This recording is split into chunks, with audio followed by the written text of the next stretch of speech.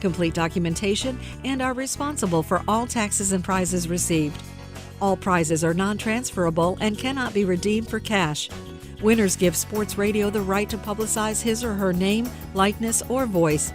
Sports may change contest rules and prizes at any time and holds no liability for canceled or postponed events.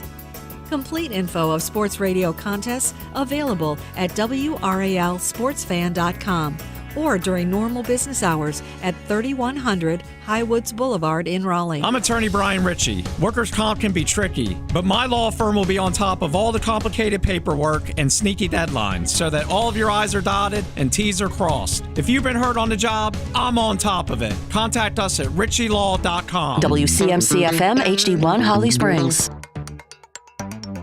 We've got a tremendous basketball history, which is number one. We've got a passionate fan base. We're in a fertile recruiting area and a fertile recruiting state. We've got commitment. I mean, from our president to our athletic director to our administration. I mean, everybody is committed to making this basketball program the best it can be. And so when you have everybody on one accord like that, like we have here at NC State, gives you the best chance to win. You know, look, we're the stewards of the program right now from all the hard work that's been done and the administrative commitment, and now we've got to take advantage of all of that. And if we do that, I think the sky's the limit for our program. Hey, it's Adam Gold. What's going on, everyone? That was Will Wade from yesterday. Got a big night here in the capital city of North Carolina. The commissioner of the NHL is in town. Gary Bettman is here because Alexander Ovechkin scored a goal last night. He's got 38 on the year. More importantly, 891 in his career.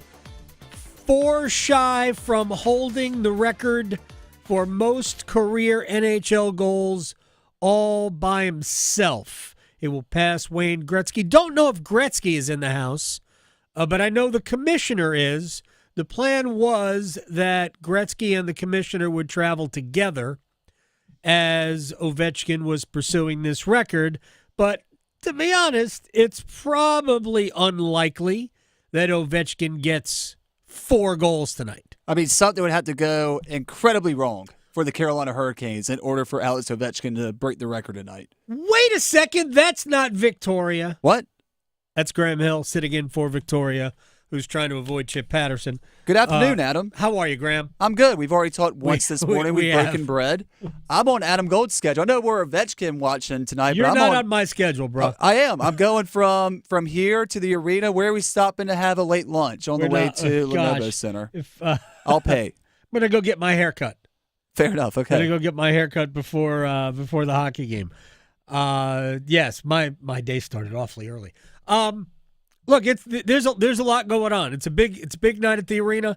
The Hurricanes, and we'll get into this in a little bit, but Carolina could put themselves in rarefied air tonight as well. So without tipping all of it, let's play. Because history could be made at Lenovo Center this evening. Hurricanes and the Washington Capitals.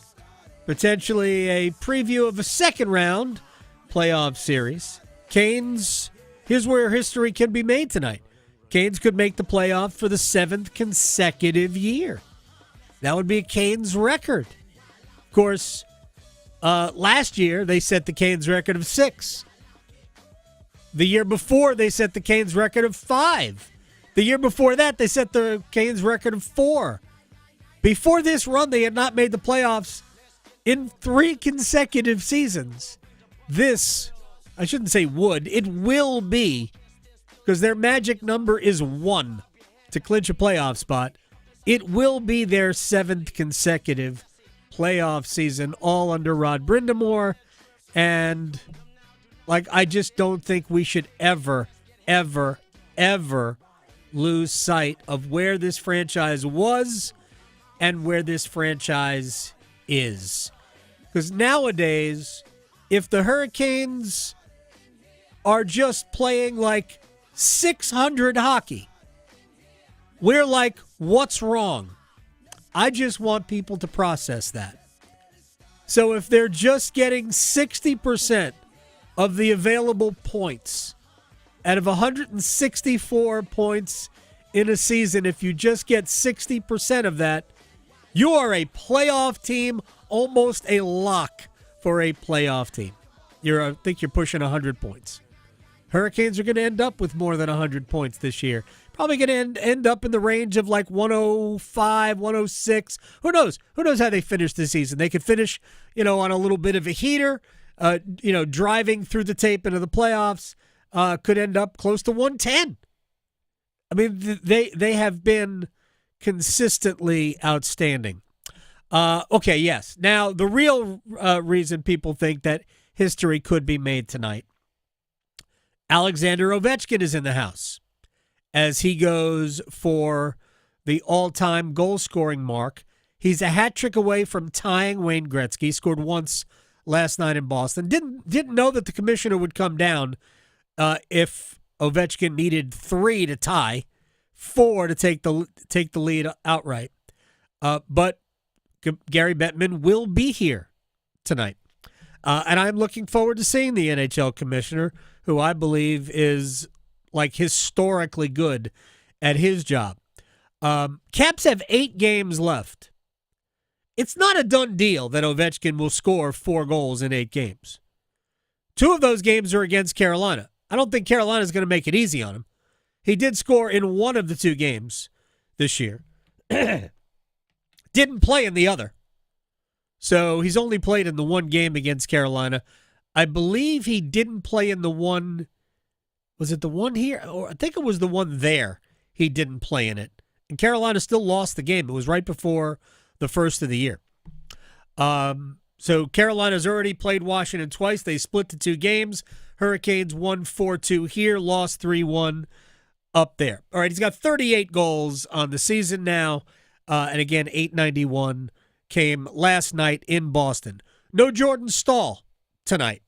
Second straight game, and I believe 3 times out of the last 4 we haven't seen Carolina's captain. And Rod Brind'Amour yesterday, and we're going to talk with Rod later. Yesterday, Rod was asked about, how do you play these games at the end of the regular season? You know you're going to be in the playoffs, but it's not official yet. How do you play these games? Are they more difficult to play?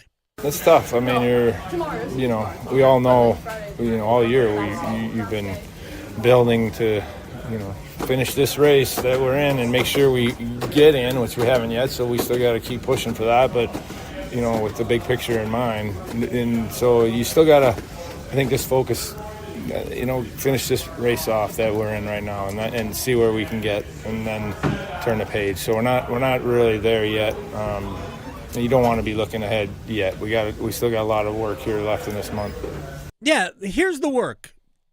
Magic number of 1 to clinch playoff spot. We know they're going to clinch a playoff spot.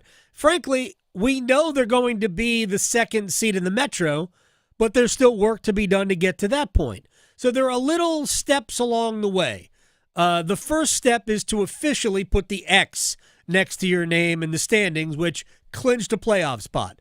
The next step, there will be no designation in the standings, but is to clinch home ice advantage in the first round. The magic number for that is 6 over the Devils.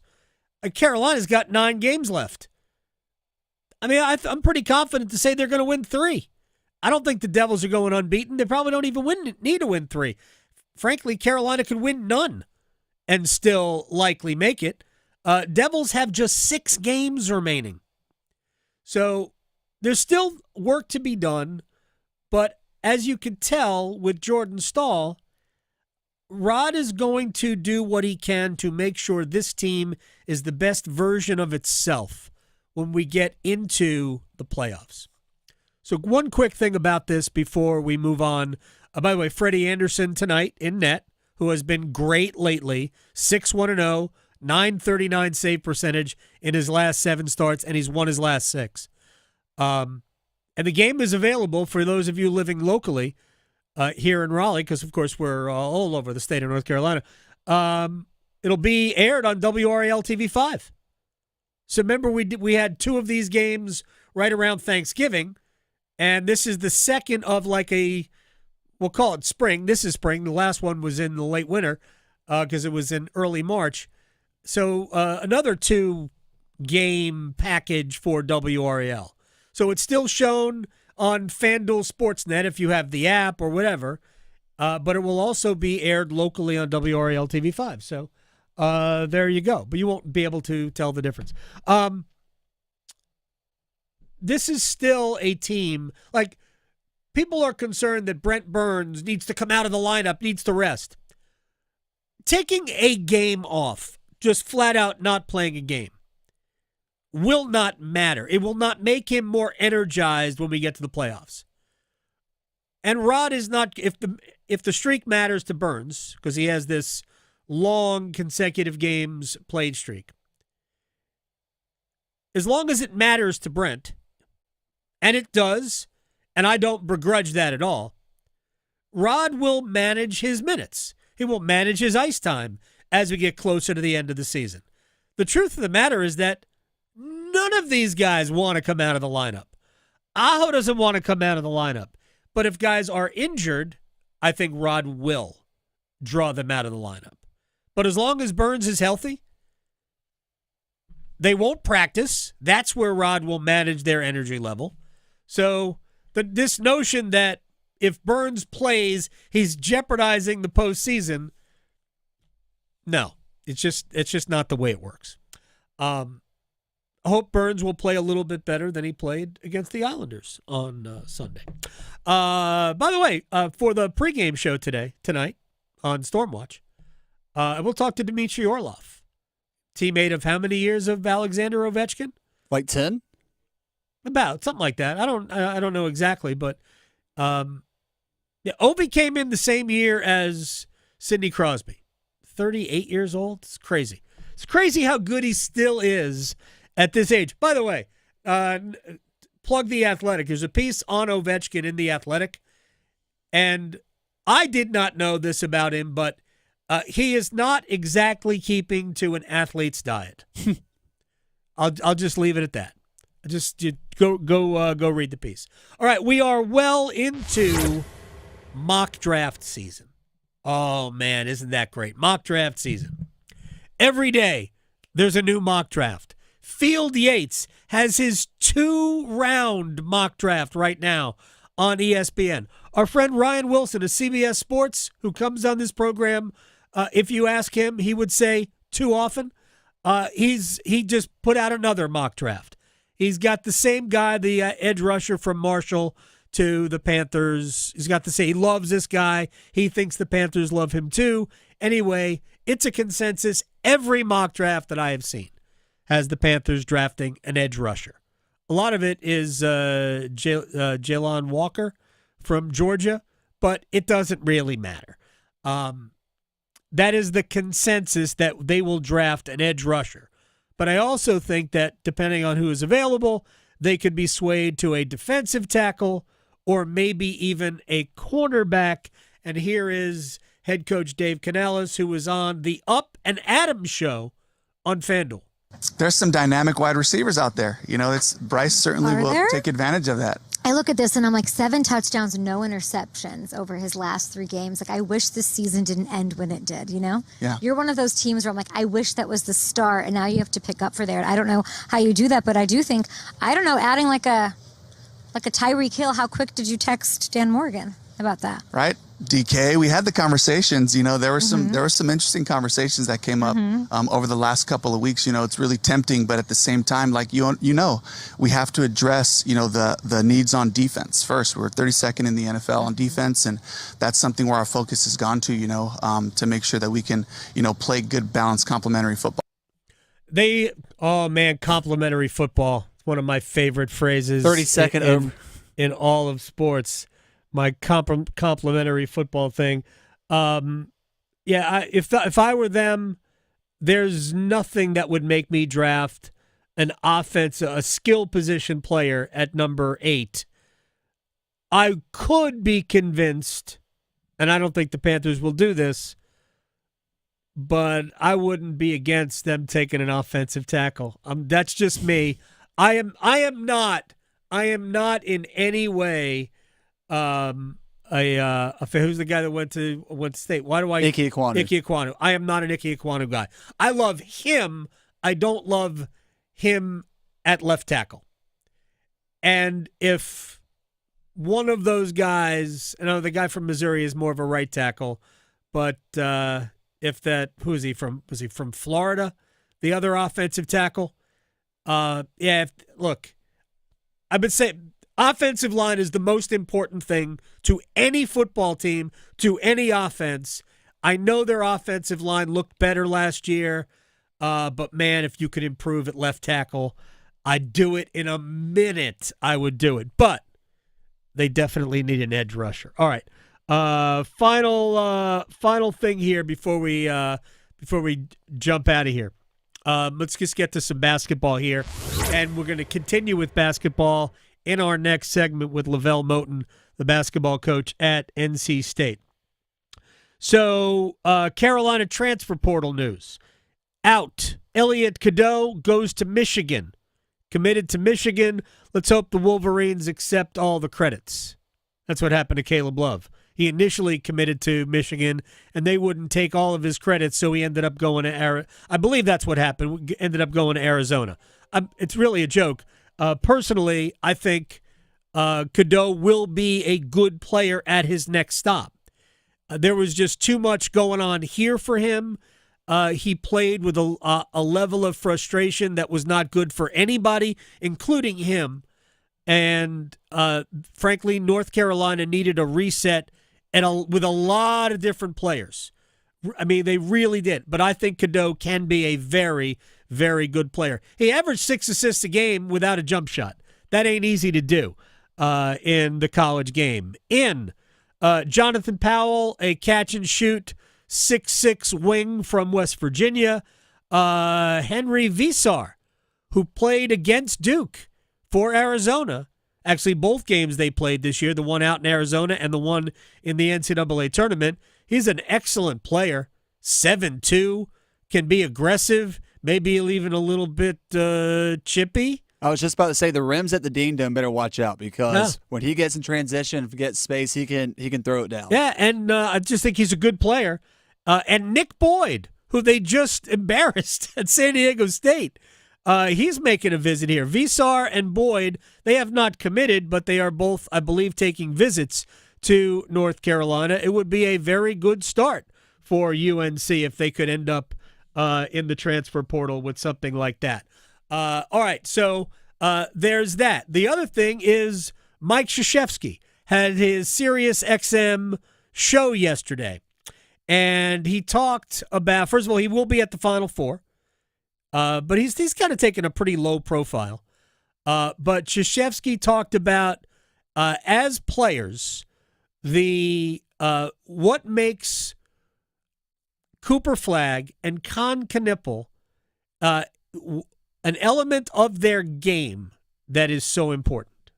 In college basketball, you have to say those two are as hard working as any youngsters playing. I mean, they play every play hard. And then it's not about them because of being with a family from great families. They're unselfish. They're good about someone else being good. And Cooper has been amazing with that. You know, his support of his teammates while he's getting what he gets and what he should get has been remarkable. But really, that helps John Shire and his staff so much because they build on that. You know, you try to recruit great kids and great players. Boy, we hit the jackpot with these two guys. Wait, we? I know, I noticed that too. Well, it's the brotherhood. No, that's exactly right. And John Shire has said that Coach K is obviously part of the brotherhood. Of course, he will always be that. I found that funny. That's the hallmark of Duke. I think they will beat Houston unless they become an isolation offensive team. If you go back and you look at the games where Duke has struggled offensively, I will be specific to the game against NC State. Watch that game, and Duke's offense devolved into one-on-one offensive basketball. I said after that game, I felt bad for State because they outplayed Duke. They played a better basketball game than Duke did. Duke just had too much talent for them. And to me, as long as Duke plays the game that they have played, which is share the basketball, as good as Houston is defensively, I think Duke will win, and I think Duke will cover the 5.5. I do. I think that'll end up being a 10-point spread when it's all over, because I just think that Duke has the defense. But, man, stopping them, I just don't know how you do it. Alabama did a great job on Duke, and Duke had a great offensive game. Cooper Flagg didn't. The rest of the team did. All right, we'll take a break. We'll come back. Lavelle Moton on the other side. At NC Central, they built their early success on transfers. I'm curious. Everybody's doing it now. Is it still the same? We'll talk to Lavelle about that and more next. From the heels, touchdown, Carolina, to the canes. She scores! He covers it all. The Adam Gold Show on the North Carolina Sports Network. We're in the middle of the madness. It came to Maluach to throw it down. From the first four to the national championship. Good night! Cooper Flagg takes the lead to 18. All the hoops action will be heard here. For the Blue Devils, the Final Four is calling yet again. The road to San Antonio is driven by Bailey's Fine Jewelry, Fairway Green, and First Horizon Bank. 99.9 The Fan, the Triangle Sports leader. Doesn't the North Carolina Education Lottery Winners Club give the best massages? I've never felt so relaxed. Thanks to this month's scratch-offs, this is our life now. It's like winning again and again and again. This month's scratch-offs pack over $150 million in total prizes. The Winners Club awaits. Must be 18 to play. Approximate overall odds of winning range from 1 to 3.8 to 9.88. Problem gambling helpline 877-718-5543. Progressive knows not all rides are smooth. Meet Peter. He loves his motorcycle. What he doesn't love is wind. Which is ironic, because wind is a big part of the whole wind-in-your-face motorcycle cliche. But nobody ever tells you how relentless a strong crosswind is, or the cliche wouldn't exist.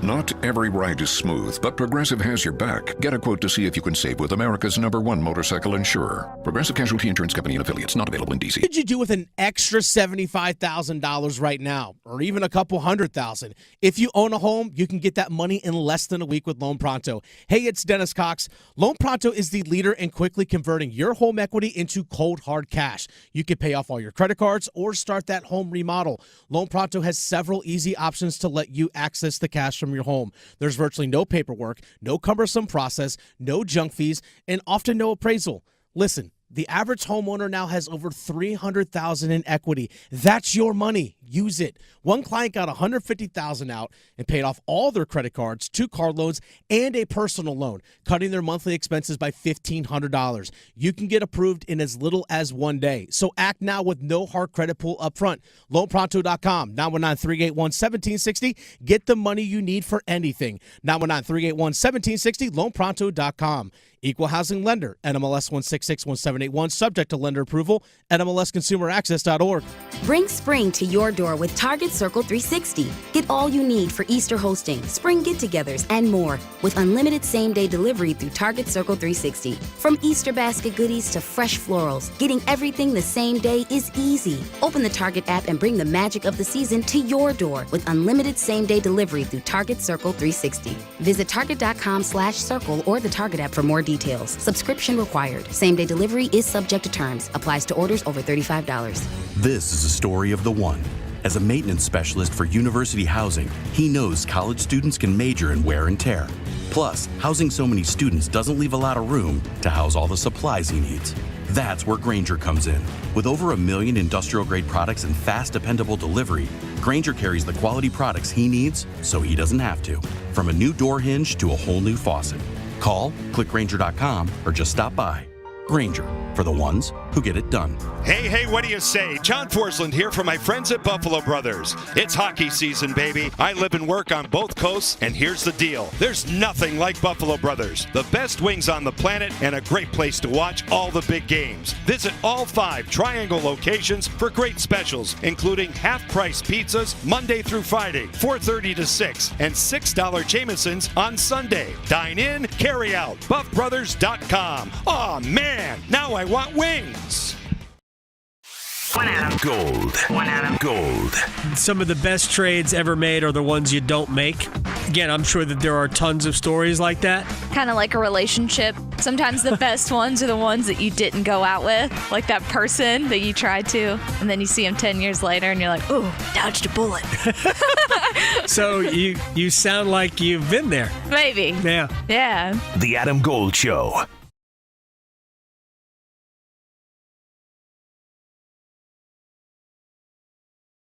Lavelle Moton, the future governor, maybe the future mayor of Raleigh, but certainly I think the future governor of North Carolina, NC Central basketball coach, my friend. First of all, how you doing? The season, how do you wind down after your season ends? Oh, my goodness, man. I don't think it's a thing. I think, for me personally, I'm speaking for me, like it's we're one big league. So right. What really matters the most in our league is those 3 days in March. And you prepare and you work all year for those 3 days in March. And we lost in the semifinals, and, you can't watch basketball anymore, right? Like March Madness is something, it's this huge historical event, but it's hard to watch and fathom because you're envisioning yourself there. And then it hurts even more. It's almost like a form of depression, right? So it's just it's hurtful to talk about basketball, and everywhere you go is basketball, but you still got to get out your sunken place because now you got to get out here and deal with the transfer portal, and then your team is coming in saying they entering the transfer portal. So there's no escaping it. So you just got to deal with it, and instead of running from the problem, run to it. All right, so let me ask you about that because as you were taking Central from the CIAA into the MEAC and into the national spotlight because you have been in it, you used transfers to great success. And now with 1,000 players or so in the portal, is it harder for you? Does the current system make it more difficult? Do you have to wait longer before you can really get into certain players? How does it work? How is it different than it used to be? Money. Money. Those players that we once had, we can no longer get because it costs money. And that's just being completely honest with you. Like, this is gone are the days where coaches have these incredible relationships and guys cry on senior night like we saw in the Triangle at Duke and Carolina NC State throughout years because the fan base just knew and loved them and saw them when they was at their lowest and hit rock bottom, but they ventured out of that and grew and blossomed into this incredible ultimate. Like, that's over with. Like, these kids care about one thing, and that's money. When you're talking to them about recruiting, they don't care anything about the history. They don't care about that we won 8 championships in 14 years. They don't care anything about that. They don't care how many pros. They don't care about how many banners. They don't care about none of that. They don't care that you're the all-time leading coach winner. Like, none of that. They'll listen and nod their head and look you dead in your face and say, how much money can you give me? Unfortunately, we're not a school or university or program that has it. I think we might be the lowest. We might have the lowest budget in the MEAC, which means we probably have one of the lowest in the country, right? So it's hard. It's difficult, right? Because when everything is circulating around money and the top prospects require money, like you in the catch-22. So we're just trying to make way, to be honest with you. LeVelle Moton is joining us here on the Adam Gold Show. So how much do you have to reach out to supporters, boosters, private people to enhance what you can provide for athletes? Yeah, that's going to be something that we evaluate, this summer, or actually that's what we're doing now. We're going to have some fundraising towards our foundation because it's insane, right? And then a lot of times our fans and alums, they hear NIL and they hear collective, but they really don't understand what it's about. So now it's kind of my job to kind of educate them along the way, right? Because this thing has just turned into pay for play, right? And it's just strictly transactional relationships, and there's no loyalty. There's no trust. Kids don't care. We thrived off recruiting kids and out evaluating people, and just the intangibles, the nuances that was associated. We thrived on that as a program. Like a kid like Poobie Chapman, he didn't have a lot of scholarship offers, but he came here and was the all-time assist leader, right? Like, I love that kid and Jeremy Ingram, but gone are those days, because if a kid comes to you now and he averages 9 or 10 points, he's leaving you, right, for greener pastures, right? And that's the reality of it, and there's nothing that you can do about it, and they don't care that you gave them an opportunity when no one else did, like, nothing. Like, anytime, I always said this, in any relationship in life, when you lead with money, the morals, the values, all of that goes out the window, right? All of it goes out the window. And so it's a difficult position to be in, as a coach, because everything is just money-led. LeVelle Moton is joining us here, NC Central's head basketball coach. The House settlement is supposed to be approved. The approval date is scheduled for Monday. It may not be approved. Is that, if it's not approved, is that better for Central and smaller schools than it would be if it is approved? That's still a great question, because at the end of the day, whether it's approved or not, it's still going to require money on our end. Right. You follow? And so, that's the thing. Like, what required you to be a good coach 5 years ago, it don't require you to be a good coach anymore. That's the sudden change. You're like, man, what in the world? People can just buy rosters, right? Coaches are accepting jobs based off the NIL in which that university can provide, because you don't have to recruit. You can just streamline the recruiting now, right? It ain't no wasted time. It ain't no, hey, come see my beautiful campus and facilities. Nobody cares. How much money are you going to pay me? You see what I'm saying? And there's no coincidence that the SEC had the best conference in basketball this year, right? Because the SEC has always been known for having the largest budget. That extended from football throughout the years, and now it's carrying over to basketball. Like, I was telling, it was the craziest thing. Me and Mike Tomlin was having a conversation one day. We were just on the phone talking. Right. And as we're talking, I'm at my house, and a commercial comes on, say, tune in Saturday, number 1 Auburn versus number 2 Alabama. Yeah. And I was like, Mike, you would think that was like a football Saturday. That's basketball that we're talking about. Whereas Auburn and Alabama, with all due respect to those programs, Nate and Bruce have done an outstanding job. But like, what? Normally that spot is slated for Duke and Carolina. And so you're seeing Carolina, I think they had a setback this year because they need a little more NIL money, right? And I think it's going to take $9 million, right? And so Duke has mastered that, right? They got an incredible brand, incredible visibility, and they got the money in place to give these top prospects what they want, so they're not missing a beat. So it still feels like the early 90s and early 2000s with them as recruiting. But if you don't have that money to pay top dollar for these top prospects, you're not getting them. That's the reality. Yeah, LeVelle Moton is joining us here. Real quick, in your last conversation with Mike Tomlin, does he really want Aaron Rodgers? I mean, that just doesn't seem like a good marriage to me. As a Steelers fan, I think we got to have a heck of a quarterback. The rule with me and Mike is we never talk football. I never talk football to him, and because I know he gets so tired of it. Right. You know what I'm saying? Our families went on vacation together last summer, and for a week, not one conversation about football. Good. Right. So he keeps that close to the vest. And I keep it close to the vest because I know, I don't like bothering them with football because I don't like everybody bothering me at basketball. Vacation and those times are just, reserved for just regular conversation. But as a Steelers fan, it's difficult because we're in a conference with Lamar Jackson, Joe Burrow, right? And then we're in the AFC with a guy named Pat Mahomes and a guy named Josh Allen. Yeah. So the reality is you might have to score to get to the Super Bowl and have some confetti rain down on you. You can't do it with 3 yards in a cloud of dust no more. You got to score 40 points against those dudes. You do. You know what I'm saying? No, so no whoever can get this ball up and down that field and get us over that goal line, I would love to have, and I'm sure he would love to have me too. Yeah, I'm not sure Aaron Rodgers is that guy, but that's another story for another day. Right. Serious question before I ask you. I'm going to ask you about the Final Four here in a second.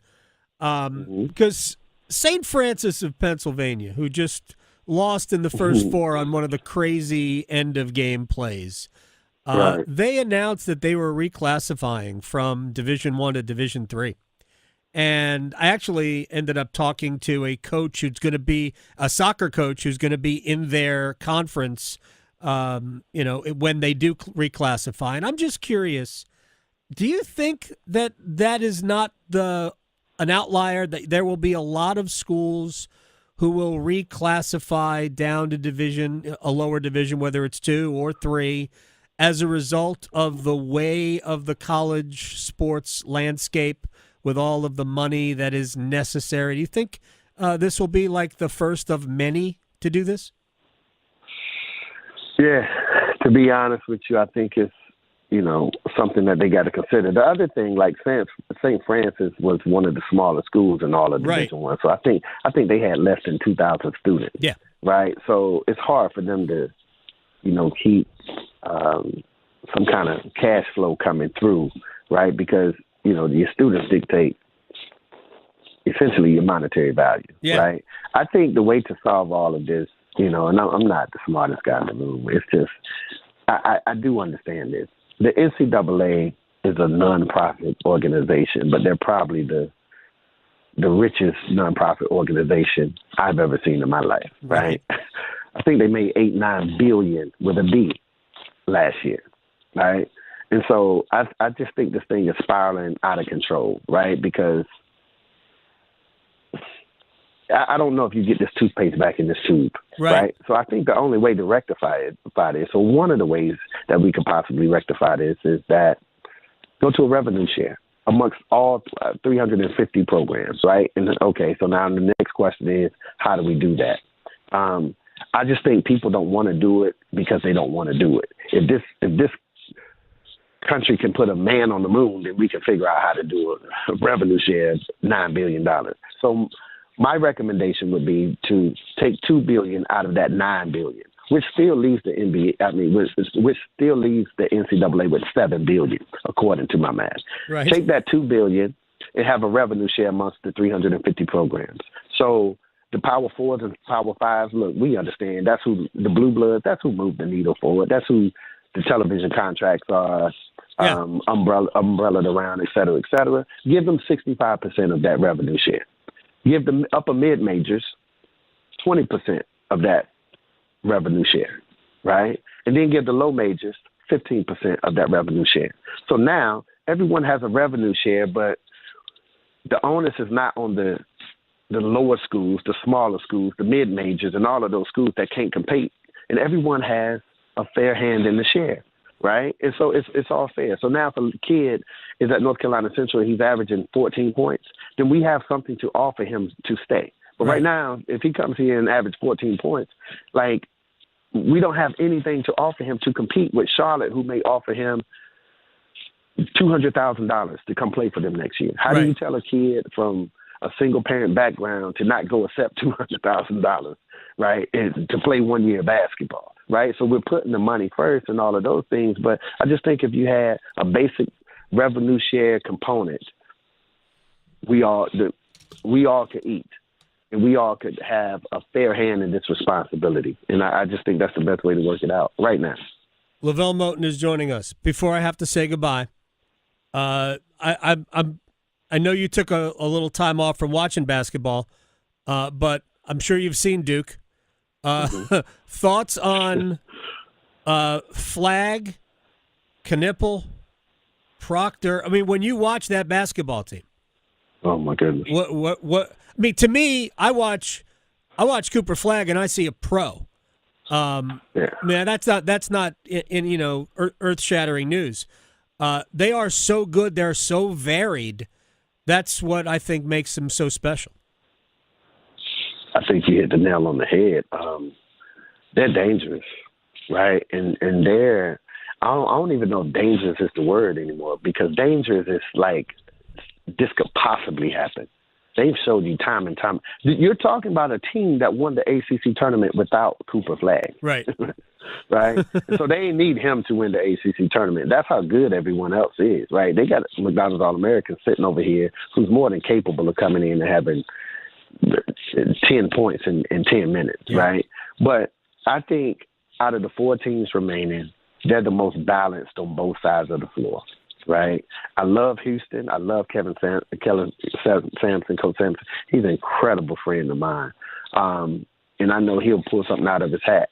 I don't know, as well as you can play defense, I just think good offense beats good defense.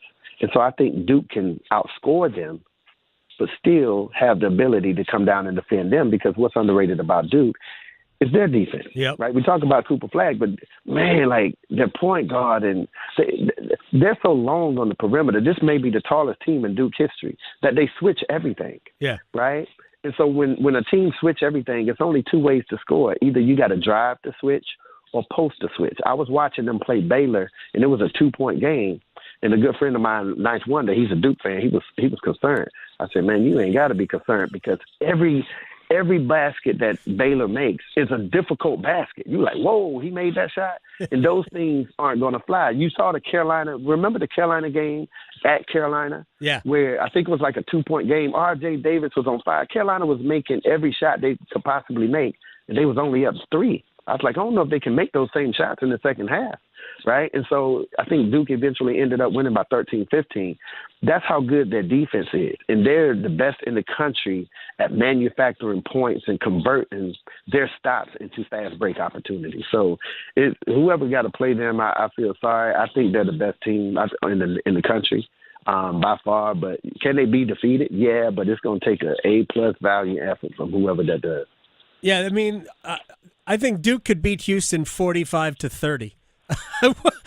I don't think it'll be that. I think Duke will get into the high 60s and 70s. But I agree. I think there's so many different ways to beat you, and they can also stop you. Lavelle Moton, North Carolina Central basketball coach, the future mayor and governor of Raleigh and the state of North Carolina. My friend at Lavelle Moton on Twitter. Be well. I'll talk to you very soon. You're the best, man. Appreciate you having me. Lavelle is awesome. All right, we have one-timers when we come back. We have Chipalytics coming up in the next hour. Chip Patterson will give us his Chipalytics. My Goldalytics tells me that Houston is a great defensive team. They're talking about this being historically one of the greatest defensive teams in history. And I just don't know if you can stop Duke enough. I think this offense could be a historically great college offense to go along with their defense. Graham Hill is here, sitting in for Victoria. We will come back. We've got one-timers next. Questioning goalie interference calls since day one. The Adam Gold Show on the North Carolina Sports Network. Adam Gold here from my friends at FanDuel, America's #1 sports book and the very best place to bet on sports, because we have a loaded sports calendar coming up. We're less than a week away from that tournament in Georgia, the NCAA tournament. And we've got Major League Baseball in full swing. So whether you're into any of these sports or others, Dinger Tuesdays, Hump Day parlays, golf profit boost tokens are there galore for you. So, new customers, $5 bet gets you $200 in bonus bets. FanDuel.com/AGS. Make every moment more. FanDuel.com/AGS. Have a good time. 21 and over and present in North Carolina. First online real money wager only. $5 first deposit required. Bonuses issued as non-withdrawable bonus bets, which expire 7 days after receipt. Restrictions apply. See terms at sportsbook.fanduel.com. Gambling problem? Call 877-718-5543 or visit morethanagame.nc.gov. Every day, people battling addiction suffer in silence. Because of stigma, they fear judgment. They fear being labeled, and too often, they don't get the help they need. But you can help change that. Join the Governor's Institute and be a superhero in the overdose battle campaign. Learn how to break the stigma, support those in need, and save lives. Visit governorsinstitute.org/superhero to get involved. Be a hero, fight stigma, save a life. This April, join North Carolina Realtors in celebrating Fair Housing Month. Fair housing means everyone deserves a place to call home, regardless of race, color, national origin, religion, sex, or disability. NC Realtors are committed to fair housing for all North Carolinians and ensuring that everyone has access to safe and affordable housing. Let's work together to create communities where everyone can thrive. Visit ncrealtors.org to learn more about fair housing. Paid for by NC Realtors. It's okay not to be okay. Feelings of loneliness, anger, and worry are completely normal, and you're not alone. If you need help coping, call, text, or chat the free 988 Suicide and Crisis Lifeline. Someone is always there to talk, day or night. Together, we will find the care that works for you. Just call, text, or chat 988 anytime to talk to a trained counselor who will listen, provide support, and connect you to other resources that can help. Let's get through it together. Brought to you by the North Carolina Department of Health and Human Services. Going to college gives you more career options. You could say it pays for itself, but it might not feel that way in the short term, especially when tuitions do. That's where the FAFSA comes in.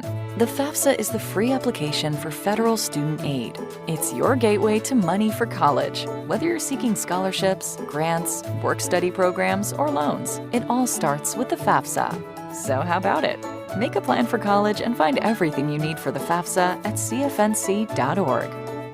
For 70 years, PBS North Carolina has been a part of your life, teaching, inspiring, and entertaining you. From learning French cooking with Julia to uncovering history with Henry Louis Gates Jr., we've shared countless memories. Together, we've celebrated every moment, and it's all thanks to you, the people of North Carolina. Your support has made it possible for us to keep bringing you the best programming on TV and beyond. Celebrate with us when you watch new programming on PBS NC or stream anytime on the free PBS app. Learn more about PBS North Carolina at pbsnc.org.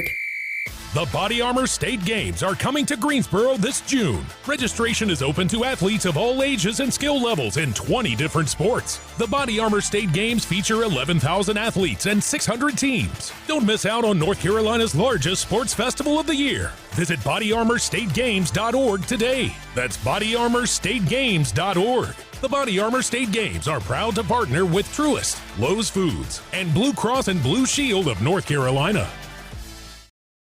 One Adam. Gold. One Adam. Gold. If Andrei Svechnikov watched Eric Cole highlight tapes and cause chaos. Hey, hashtag, you didn't even mean to do that, did you? I didn't. Well, that's the old one. I know, but right? It's still relevant. Now we're raising up. Maybe we should go back to cause chaos. I know, we need to go back to causing chaos. This is interesting. I did kind of subconsciously bring that out. The Adam Gold Show.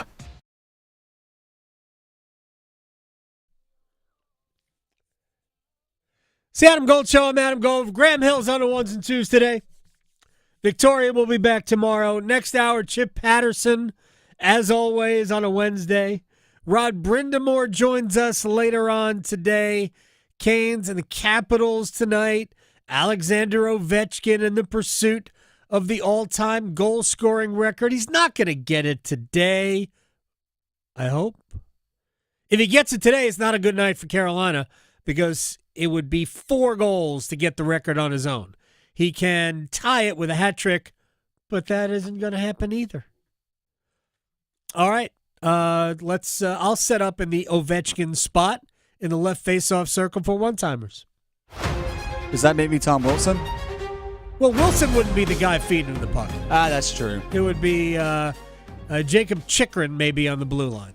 Well, you essentially answered my first one-timer question. I was going to say, after scoring his 891st career goal in the Capitals' 4-3 win last night against the Bruins, just 4 away from passing Wayne Gretzky's NHL record. I was going to ask you, how likely is it for him to do it tonight against the Hurricanes? But it sounds like something would go poorly wrong for Carolina's defensemen in order for that to happen. Unlikely tonight. Their next 2 games are Friday at home against Chicago and Sunday on the island, take on the Islanders.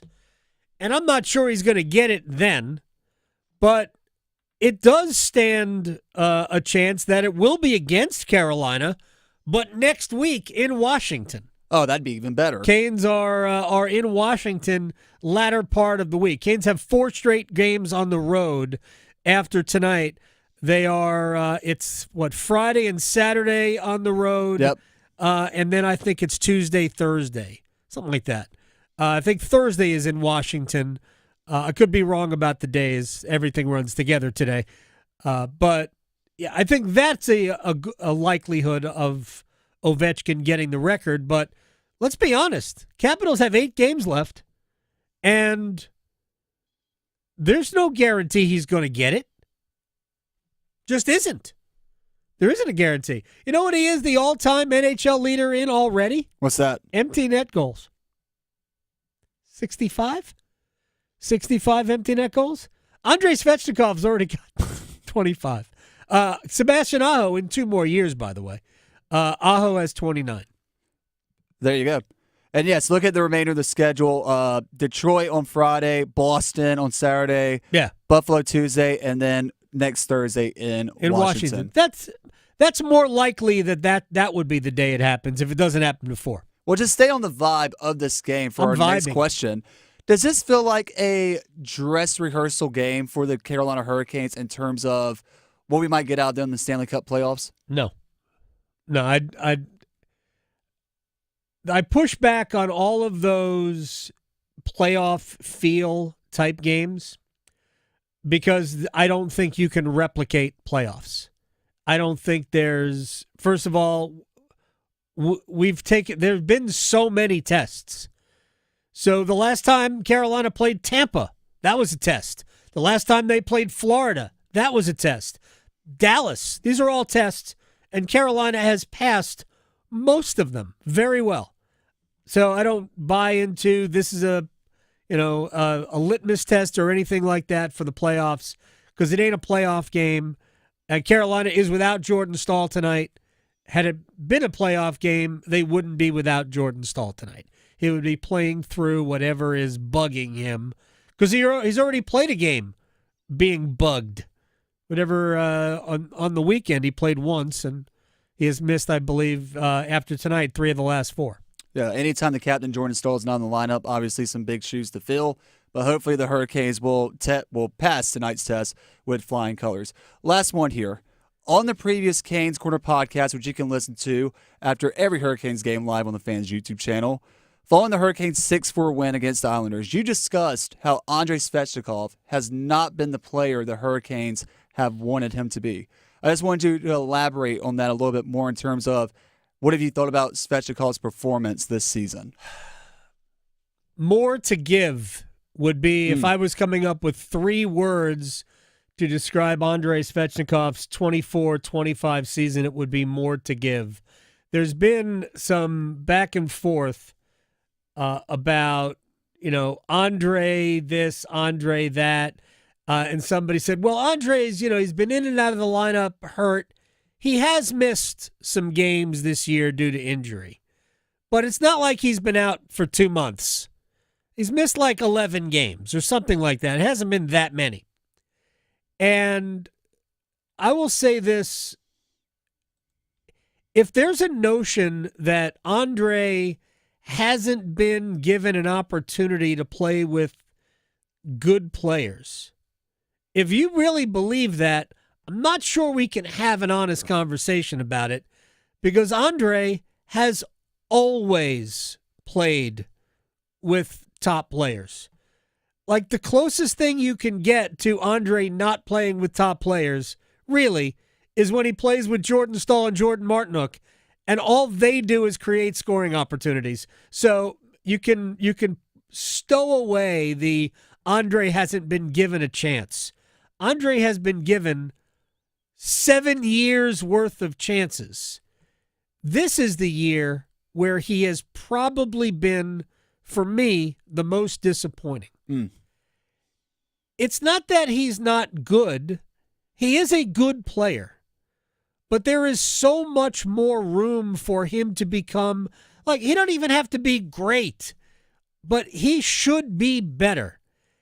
And the way I look at it, and maybe I'm wrong and you can come up with different things that would be better for Andrei, but the way I look at it, I have not noticed Andrei for anything other than isolated moments playing the heavy power forward game that he's supposed to play.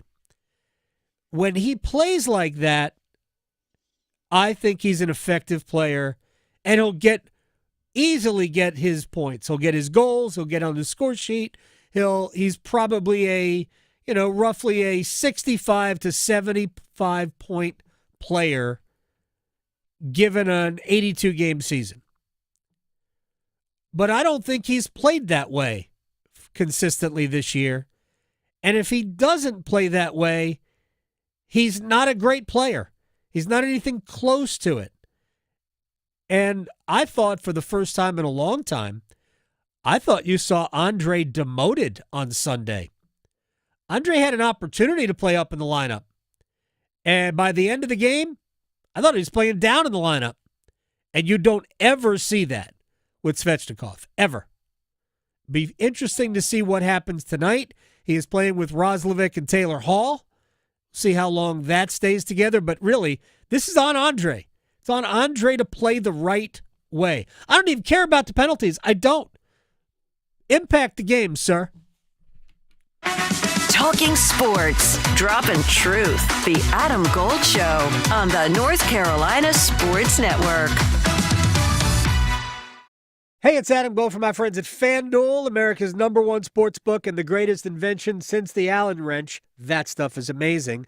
A loaded sports calendar is ahead of us this week. We've got all the basketball at the end of the weekend, hockey, all sorts of stuff. But I'm going to give you this because we have a golf profit boost token coming up this weekend. Ricky Fowler needs to win to make the Masters. Probably won't do it, but plus 500 for a top 10 finish in Texas. FanDuel.com/Adam Gold. And by the way, new customers can get $200 in bonus bets with your first winning $5 wager. FanDuel.com/Adam Gold for FanDuel. 21 and over and present in North Carolina. First online real money wager only. $5 first deposit required. Bonuses issued as non-withdrawable bonus bets, which expire 7 days after receipt. Restrictions apply. See terms at sportsbook.fanduel.com. Gambling problem? Call 877-718-5543 or visit morethanagame.nc.gov. Do you ever go to the Carolina Hurricanes games and find yourself thinking, what do the players eat before the game? What are their pregame rituals? What kind of music gets them pumped up ahead of the game? How sacred is the game day nap? What's the postgame mood on the team plane? Check out my new podcast, Iced Tea, with me, Megan LaMontagne. I get to talk to people who spill the tea on the Carolina Hurricanes. Listen to Iced Tea in any podcast app or watch the show on the Fan YouTube channel. Thy ticket, Lady Jennifer of Coolidge. Well, many thanks, good sir. Here'th my Discover card. They accept Discover at Renaissance fairs? Yeah, they do here. Discover is accepted at the places I love to shop. Getteth with the times. With the times? You're playing the lute. Yeah, and it sounds pretty good, right? Discover is accepted at 99% of places that take credit cards nationwide. Based on the February 2024 Nielsen report. So, you found the one and want to get married? Next step, you need the ring. And not just any ring. The perfect engagement sparkle that exemplifies your love. Bailey's Fine Jewelry is here to help. Our diamond experts, wide selection of high-quality diamonds, and financing make saying I do easy. We guarantee you'll love the ring or your money back. You're invited to see why Bailey's has been voted best place to buy your diamonds. Visit us today in-store or at baileybox.com to find out more. Child abuse. It happens in all communities. Learning to spot the signs of abuse and knowing how to report it can save a child's life. Children's Advocacy Centers of North Carolina supports over 50 centers statewide, providing hope and healing to young victims of abuse, neglect, and trauma. Join us in the fight against child abuse. Visit cacnc.org to learn more. That's cacnc.org. The next disaster is coming. Make a plan. Keep extra medication on hand. Make copies of important documents. Stay informed and be ready. Learn more at americares.org/send-us-in. Bring spring to your door with Target Circle 360. Get all you need for Easter hosting, spring get-togethers, and more with unlimited same-day delivery through Target Circle 360. From Easter basket goodies to fresh florals, getting everything the same day is easy. Open the Target app and bring the magic of the season to your door with unlimited same-day delivery through Target Circle 360. Visit target.com/circle or the Target app for more details. Subscription required. Same-day delivery is subject to terms. Applies to orders over $35. I'm attorney Brian Ritchie. Big truck accidents can cause life-changing injuries, and life-changing injuries deserve life-changing money. I know big truck wrecks, and I know how to fight those big insurance companies. If you've been hurt by a big truck, contact us at ritchielaw.com. I'm on top of it. Broadcasting live from the Lenovo Studios. WCMC HD1 Holly Springs. 99.9 The Fan. The Triangle Sports Leader. This is the Adam Gold Show on the North Carolina Sports Network. NIL and the transfer portal has changed it to where you looked at these teams in the past, the Blue Bloods would always grab at least one or two really good player, but then if you matched them against a mid-major school or maybe a 13 or 14 or 15 seed that just, hey man, they could finish each other's sentences, there's a bunch of undervalued players, they played like a team and they catch lightning in a bottle, that was madness. That's the Cinderella story. That's Richmond Spiders back in the day. That's George Mason. That's these teams that are just, man, what we loved about March. And that is dying a little bit because of it.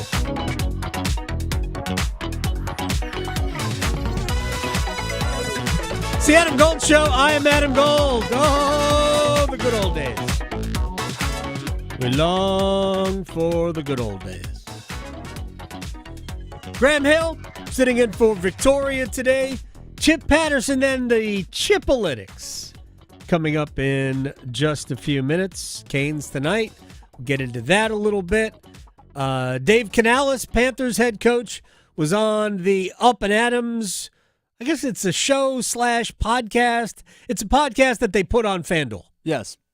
Right? Just like we're a podcast that's put out on YouTube. Yeah, we're a live podcast. And we are on YouTube every day, youtube.com/Adam Gold Show or /999 The Fan. Listening to that. So we live in a different world of college athletics.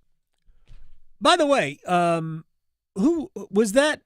Was that Sean Farnham from ESPN, or was that the play-by-play guy for Westwood One? Your guess is as good as mine. Yeah, it sounded like it was obviously a familiar voice. Anyway, I was there the night Richmond beat Syracuse, 1991. I actually referenced it the other day. That was when I covered NC State in that NCAA tournament. Corciani and Monroe, who beat Southern Miss with a future NBA player, Clarence Witherspoon. Hot and ice. Yeah, it was. The fire and ice is fire and ice of. Either way, fire's hot, Graham. So don't worry about it. But I was there that night. Real quick story about Syracuse versus Richmond, which was the first 15 over a 2. Is that I was covering for a national network, Westwood One. It was at that point it was called Mutual Broadcasting, and I had been there since about 10 o'clock in the morning because at that time you had 4 games in one site each day, and it was all part of the same region. It was just half of the East region, and I had covered the state game was in the afternoon. But I was there for the evening games, and I was ready to go home. It's like 10 o'clock before the Syracuse-Richmond game even starts. Right. And they said, look, we don't need anything from the late game, so unless Syracuse loses. I'm like, cool. And I thought about leaving. Syracuse isn't going to lose to Richmond.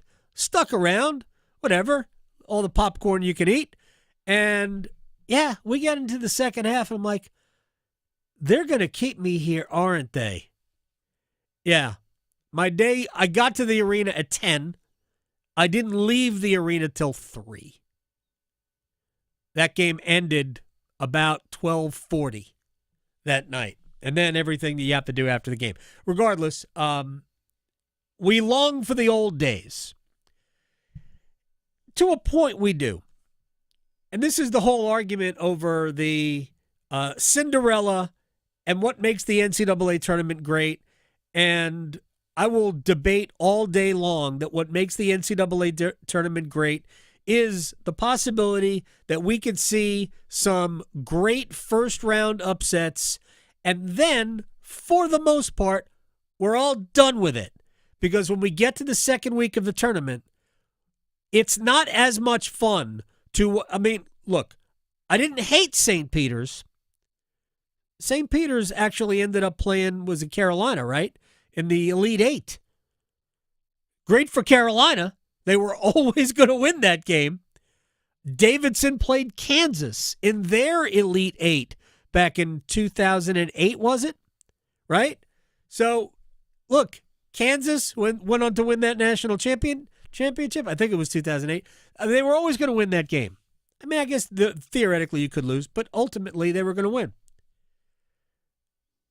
But with very few exceptions, we want to see the best teams in the second week of the tournament. If you told me we could have a whole bunch of upsets, but for the most part, I was going to have the 16 best teams in the second week, my hand goes right up. Because the tournament is two different elements. The tournament is the fun and the romance in week 1, and then it's let's decide a national champion in week 2. That's what I'm about. And that's what the tournament historically has been. So, yeah, we love all those upsets. Now, how do we get the best version of college basketball? A week from this past Monday is the day that the judge is supposed to sign off on the House versus NCAA case. That's the ushering in of the revenue sharing era of college sports. It's likely that Judge Wilkins will approve the deal, but it's not a given. It's not a done deal.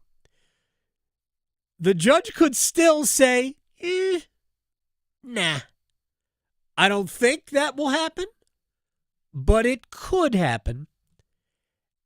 And if it does, I'm not sure what happens next.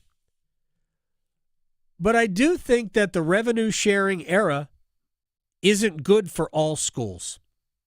It isn't good for all players. I've been saying this for a long time. Before we get into at least one thing before we break, I do believe that the NCAA, here's what's going to, I'll tell you what's going to happen, and we're going to talk about this with an attorney on Monday. House versus the NCAA is approved. We have these revenue sharing mechanisms that go in place, and teams can spend up to $22 million or whatever it is on their athletes, and some of that has to go to former athletes. The first thing that's going to happen, lawsuits. Why? Because it wasn't collectively bargained. And anytime you limit compensation without it being collectively bargained, it is a violation of antitrust. So it's going to happen. We will have lawsuits. It might not be on day one, but we're going to have them. The NCAA could have avoided this simply by making changes that they knew they would have to make early on. If the NCAA had just said, you know what, our version of amateurism is dumb. dumb. Just let the athletes all earn money for being who they are, like we do with every other student who happens to be on some sort of a scholarship. We don't stop music students from going out and playing in a band. We don't. We don't stop art students or, great, medical minds from getting research grants, although that's obviously going away. But we do this with athletes. We've treated the athletes like dopes rather than allow them to realize their value.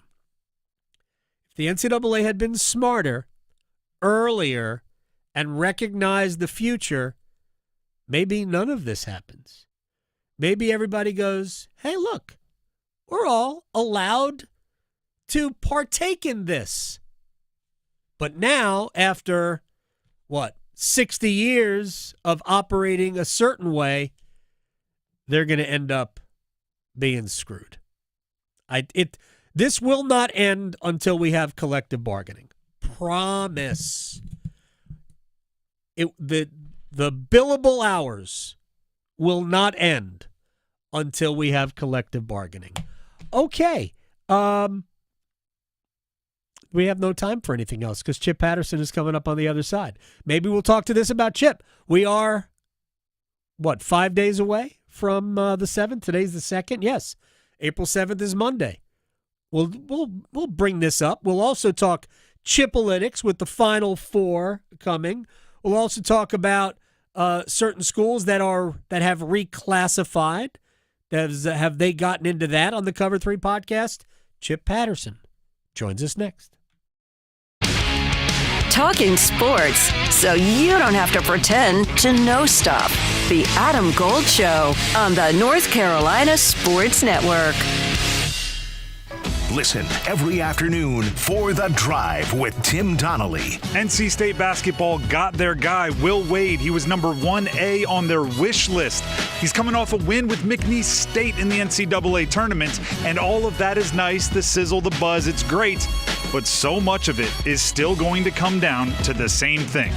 Does he have the NIL money to get the players on campus? The Drive with Tim Donnelly, 3 to 6 on 99.9 The Fan. I had the worst dream last night. You were in a car crash, and the kids and I were on our own. We had to move out of the house because I couldn't afford it anymore. It's awful, hon. My brother got life insurance from Ethos, and it only took 10 minutes. And he got $2 million in coverage for around $2 a day. It's all online, no medical exam. He just answered a few health questions right from his house. Ethos, here we come. Visit ethos.com/score. Ethos.com/score. Sample Rate is a 10-year term life policy for 35-year-old healthy, non-smoking male. Billed monthly. When it comes to restoring cars, Diego's got skills.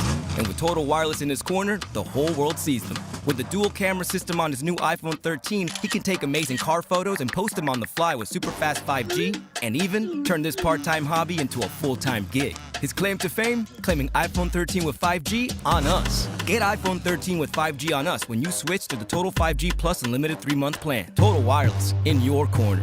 For a limited time while supplies last. Valid in store only. Requires port in and ID verification. Restrictions apply. Don't go through another year with all that high interest debt. Let Loan Pronto wipe it all out now. Hey, it's Dennis Cox. Loan Pronto's Rapid Equity Loan makes it easy to pay off all your credit cards or tackle that 2025 home improvement project. Get cash in your pocket fast. No appraisals, no paperwork, no waiting. Loan Pronto's AI-driven tech gets you approved and funded in as little as 1 day. One client got $150,000 approved in under 24 hours. Paid off all their credit cards, 2 cars, and a personal loan, saving over $1,500 per month. With low fixed rates and lightning fast transfers, you can do it too. Consolidate debt, improve your home, take control of your finances. Imagine being credit card debt-free by this time next week. Don't wait. Call Loan Pronto now, 919-381-1760, or visit loanpronto.com. Get a free rate quote with no hard credit pull, 919-381-1760, loanpronto.com. Equal housing lender, NMLS 160. 1-866-681-7181. Subject to lender approval. NMLSConsumerAccess.org. Breaking news, and this one is almost unbelievable. Yeah, it's all about new customers at Bet365 because they get $150 in bonus bets when they bet $5, win or lose. And even better, bonus bets can be used on the spread, totals, and player props. There you have it. Bet $5 to get $150 in bonus bets, win or lose. And see why. It's never ordinary at Bet365. 21 plus only. Must be physically located in North Carolina. Gambling problem? Call 1-877-718-5543 or visit morethanagame.nc.gov. T&Cs apply. Looking for the perfect kitchen, bath, or flooring? At Home Outlet, we don't just promise the guaranteed lowest price, we back it up. Yeah, but how low are we talking? We'll beat any competitor's price by 10%. That's wow. But okay, what makes your store better? Funny you should ask. We're 100% employee owned. Everyone here has a stake in making your home projects affordable and stress-free. So I'm getting expert advice, unbeatable prices, and I'm supporting employees who actually care? Exactly. Why shop anywhere else? Home Outlet, kitchens, baths, floors, and more at the guaranteed lowest price. Visit us at homeoutlet.com today. Time is running out, folks. I need you to go to caniacsbike.com. Dennis Cox here for the Law Tigers. The Carolina Hurricanes, the Law Tigers, Tobacco Road Harley-Davidson, and Shiny Side Paint are all teaming up once again to give one lucky fan a custom Caniacs motorcycle. Simple to enter. Go to caniacsbike.com. Sign-ups last until April 6th. The bike will be given away on the final home game of the season. caniacsbike.com. Law Tigers is a network of independent law firms who are members of the American Association of Motorcycle Injury Lawyers. Law Tigers is not a law firm. Gold. Gold. Was the hug because of the soft, fuzzy thing you're wearing? It's a comment. I'm a great hugger. People like to hug me. But yes, it's helpful when I'm soft and fuzzy. Is that a skill? It may be, yes. I think it is a skill. I think it is a skill. Yeah. You know who else gives really great hugs? Mike Meniscalco. Really? He is one of my favorite huggers. Yes. Every time I see him, he gives the best hugs. I'm going to try that at the next home game. Do it. The Adam Gold Show.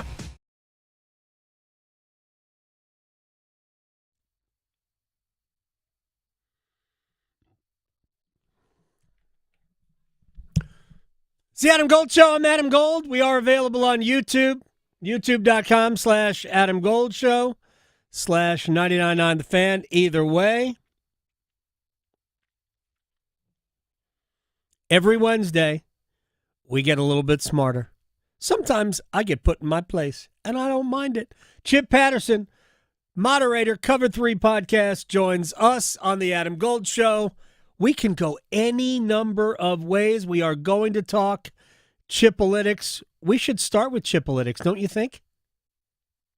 It's up to you. No, I mean, that's true. I don't want to be put in the position of like putting anybody in anybody's place. I offer commentary. You do. I offer analysis. I have opinions. That's why we do this. It's why we do this. A lot of people have opinions about Duke Houston. Tell me if and I don't have Chipolytics. I don't have a supercomputer in my brain as you do. So here's the way I look at it. Houston is a historically great defense. I think what I saw the other day was maybe the third best defensive team in the history of college basketball. That seems pretty good to me. Mm-hmm. I think they can play the best possible defense that they've ever played, and Duke's still going to get 65 points. I think Duke wins this game. I think they cover. I think there's too many things you have to stop to beat Duke, and if Houston were better offensively, and I know they're efficient, but there's a difference between being efficient and being good. I just don't think it's going to matter. So over the last 3 years, Houston has won more NCAA tournament games than any other program. Right. Fifth-year senior Juwan Roberts, this will be his 17th NCAA tournament game. Okay? Yeah. And he's going to end up posting up against Cooper Flagg, right? And this will be his 5th NCAA tournament game. Yeah. Con Knipple on the perimeter is going to have LJ Cryer, another vet, Emmanuel Sharp, another vet. Because anybody who is not familiar, Chipolytics is the marriage of arts and sciences. It is not a supercomputer as much as it is a barometer. Right. We are impacted by vibes and the ways of the wind. And there is an outcome of this game where the fact that players like Juwan Roberts playing in his 17th NCAA tournament game and the rest of this veteran core that have all been together that have developed a better three-point shooting than any of the last 5 Houston teams. True. That have an ability to shoot over the Duke defense.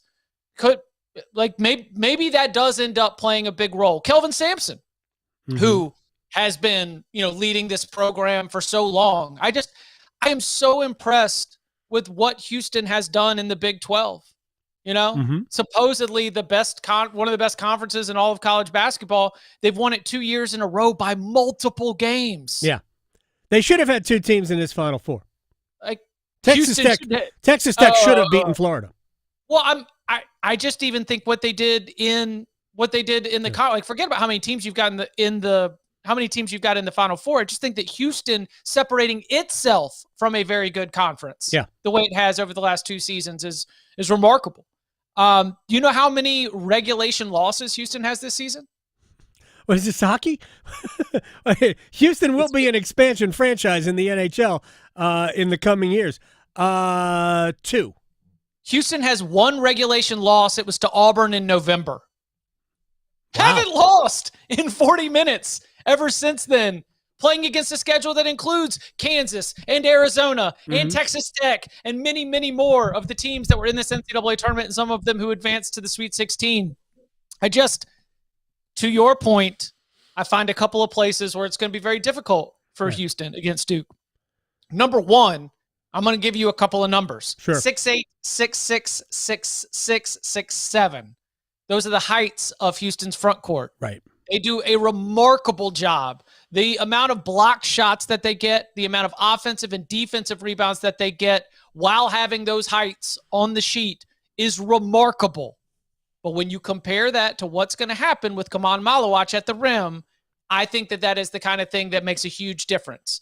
Now, those 6'8" players have 7'4" wingspans. That's part of the reason why they're able to make up for this. It's one of the reasons why they are one of the best pick-and-roll defenses in the entire country, because when the roll man is trying to get his hands up, well, guess what? Houston's got just a big old Inspector Gadget arm that can shoot up and knock it out of the way. In fact, they force turnovers on 1/3 of the pick-and-rolls that they defend. Those active hands out there. But if active hands lead to fouls, Houston is not very deep. Duke is the best free throw shooting team that is in this tournament right now, left in this tournament. They were going into the Elite Eight as well. So I see a lot of ways where Duke would be able to overcome, getting a little bit exposed out of inexperience, where Duke might be able to overcome, maybe catching a few mistakes along the way. As long as that Duke team stays composed, they win this basketball game. Now, by what margin, by what score? Right. I've got it 71-65. So that is covering the 5.5.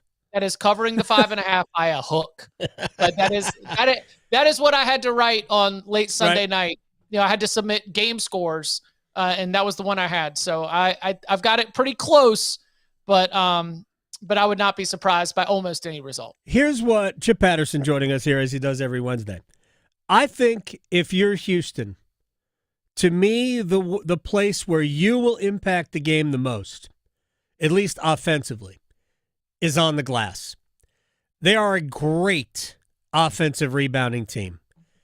And at times, especially early, Alabama got to the offensive boards and bothered Duke. Arizona got to the offensive boards and bothered Duke. Again, in both games, it was more early than, first half than second half. And that's where I think Houston can have an impact. And because they are a good three-point shooting team, if they can get those offensive rebounds and generate three-point baskets on second chance opportunities, that's where we apply the scoreboard pressure, the game pressure to Duke, and maybe Houston's experience wins out. So to me, that's where what John Shire is working on this week is making sure that we take care of the defensive glass, because for the most part this season, Duke has been an excellent defensive rebounding team. Right. And at the other end, how Houston is going to handle Duke's pick and roll offense. Duke has a lot of different offenses, but their pick and roll offense, which they like to use a lot, especially when Con Knippel has the ball. Right. How will Duke handle the way Houston defends that? Because what Duke's going to have to do is move the ball quickly. When Duke does that, I think their offense is lethal. They'll have to make shots. I mean, it also ultimately will come down to that anyway. But so to me, those are the things that John Shire is going to work on. How do we handle the way Houston plays our pick and roll? And we have to make sure we keep them off the offensive glass. Yeah. Houston just played 2 games in a football stadium. Cavernous 3-point shooting advantage. Yeah, I think some of that is overblown. I think it's a 3-point shooting advantage when it is, and in the games where it's not, it isn't. I think it really depends. It's a convenient excuse, but these guys practice in it. I mean, heck, most of these kids grew up playing outside anyway. Right. So I've never bought the stadium, is the problem, because sometimes it isn't. Sometimes it is, but sometimes it isn't. I think it just depends on, do you get off to a good start? Have you ever shot on a goal in a big cavernous building like that? No, I have never, but I have trouble shooting in a much smaller building too, so I would be the last person you would... I have trouble on a Fisher-Price, Chip. I was in a 3-point shooting contest at Cameron once. There we go. Yeah. Me and Cherokee Parks. We were on the same team. Let's go. A Cherokee Parks reference. There you go. By the way, I've seen him lately. He doesn't look anything like Cherokee Parks did, even when I saw him maybe 12, 13 years ago. It's just, it's so funny because I was actually thinking about, you mentioned Cherokee Parks, I was thinking about the 1993 Duke Blue Devils as part of my preparation for covering UConn. I was going to look at the teams that did not three-peat. Sure. What happened for the 2008 Florida Gators, what happened for the 1993 Duke Blue Devils. For the 08 Gators, they lost everybody. I mean, everybody was gone. They brought back the whole team that won, that ended up winning it again, and all those guys went to the NBA. Pretty much all of them, not all of them, but most of them. Yeah, Maurice Spates was like a 6th man on the 07 title team. He came back. He was there. Chandler Parsons was a freshman, but it was a totally different team. I was younger at the time, but I had sort of lost in my own Rolodex that Bobby Hurley was still on the 93 team. Grant Hill was still on the 1993 team. They ended up being a 3 seed in the tournament. Picked off by Cal. Jason Kidd. Game. Kidd, Anthony Gonzalez, Tony Gonzalez. Yep. It's a good team. It's a good team, but that was what happened along the way. Yeah. Why did they not three-peat? And it's just remarkable of how talented even that 93 team was, because UConn's probably a little bit closer to the 08 Gators in terms of having said goodbye to all the best players on the team. Yeah. Duke just not quite able to get it done. Well, yes. I mean, again, that you lost to an NBA Hall of Famer. Jason Kidd was an NFL two Hall of Famers, one in basketball, one in football. I'm trying to remember the third player on that. Part of me thinks was it Jared Haas? Was Haas on that team also at Cal before he transferred to Kansas? Wow. I might want to go back and look that up. I remember that game very, very well. Chip, what do you think's going to happen? Chip Patterson, CBSSports.com. What do you think's going to happen April 7th, Monday, when House goes into effect? I don't think it will be an immediate. I think that so much of the ripple effects have already been in place. And here's what I mean by that. One of the things that have been happening when it comes to the transfer portal, when it comes to NIL, when it comes to how some of these teams and collectives are managing their money, is they are, I don't know if you talked about this, they are front-loading deals. They are trying to spend as much money and get as many deals done before the clearinghouse is established, because one of the proposed aspects of the settlement is that a third-party clearinghouse will be vetting whether or not these NIL deals are in fact, quote, fair market value. What an abstract series of words to be able to place on this to placate the concerns of some and create headaches for others. But anyway, a lot of money's being spent because any deal that gets done before the settlement will not be privy to those same restrictions. And so right now in the college basketball transfer portal, what we saw a little bit in the winter transfer portal, now even with some of these like big money early enrollee quarterbacks, at the college level on football side, that a lot of money is being spent because they believe that there's a chance there's going to be more restrictions coming down in terms of these NIL deals on the other side of it. We'll see. Of course, there will be more restrictions. We'll probably call them guardrails. But, and I said this earlier, because there's a salary cap, if you will, there's going to be a lawsuit. Because you can't put an artificial cap on anything unless it is agreed to by all parties. It's called collective bargaining. Mm-hmm. I just wish, they employ and they use lawyers every single day. Why is it people like me understand this, but they feel like it won't happen? They've been in court almost nonstop for how many years? They're going to be in court again. The settlement can say what the settlement says, but it's not going to stop future litigation. I don't understand why they don't get that. But you agree that it's not like April 7th hits and then everything goes crazy. No. But it's going to start a lot of things in motion. It'll be a 1 year because, as you said, so many of these things are going to be front-loaded, right, until the clearinghouse. Because on April 7th, they can agree to this, but the systems aren't going to be in place. I mean, I'll be surprised if they're in place before the football season starts. I'll be surprised if they're in place before the football season ends. So it's going to be some sort of there's going to be lag time. But I think we'll have lawsuits before the systems are even in place. Oh, boy. Yeah. It's so much fun. I know. It's going to be I would rather write 3,600 words on ACC quarterback battles in March than go through. Spoken like somebody who's probably done that. Yeah. One more big picture thing, and then we'll move on to more fun stuff, because we haven't talked about the other game, the Florida-Auburn game, the SEC championship game. St. Francis of Pennsylvania reclassified down. Mm-hmm. They won they lost the game to Alabama State in the NCAA tournament, the first four.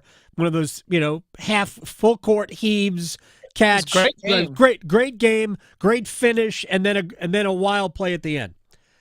But then they announced that I think for the 27-28 season, they would classify back down to Division III. Do you think we will see a fair number? I don't know about a lot. How many? I don't know. Do you think we're going to start seeing more of that over the next 5 or so years?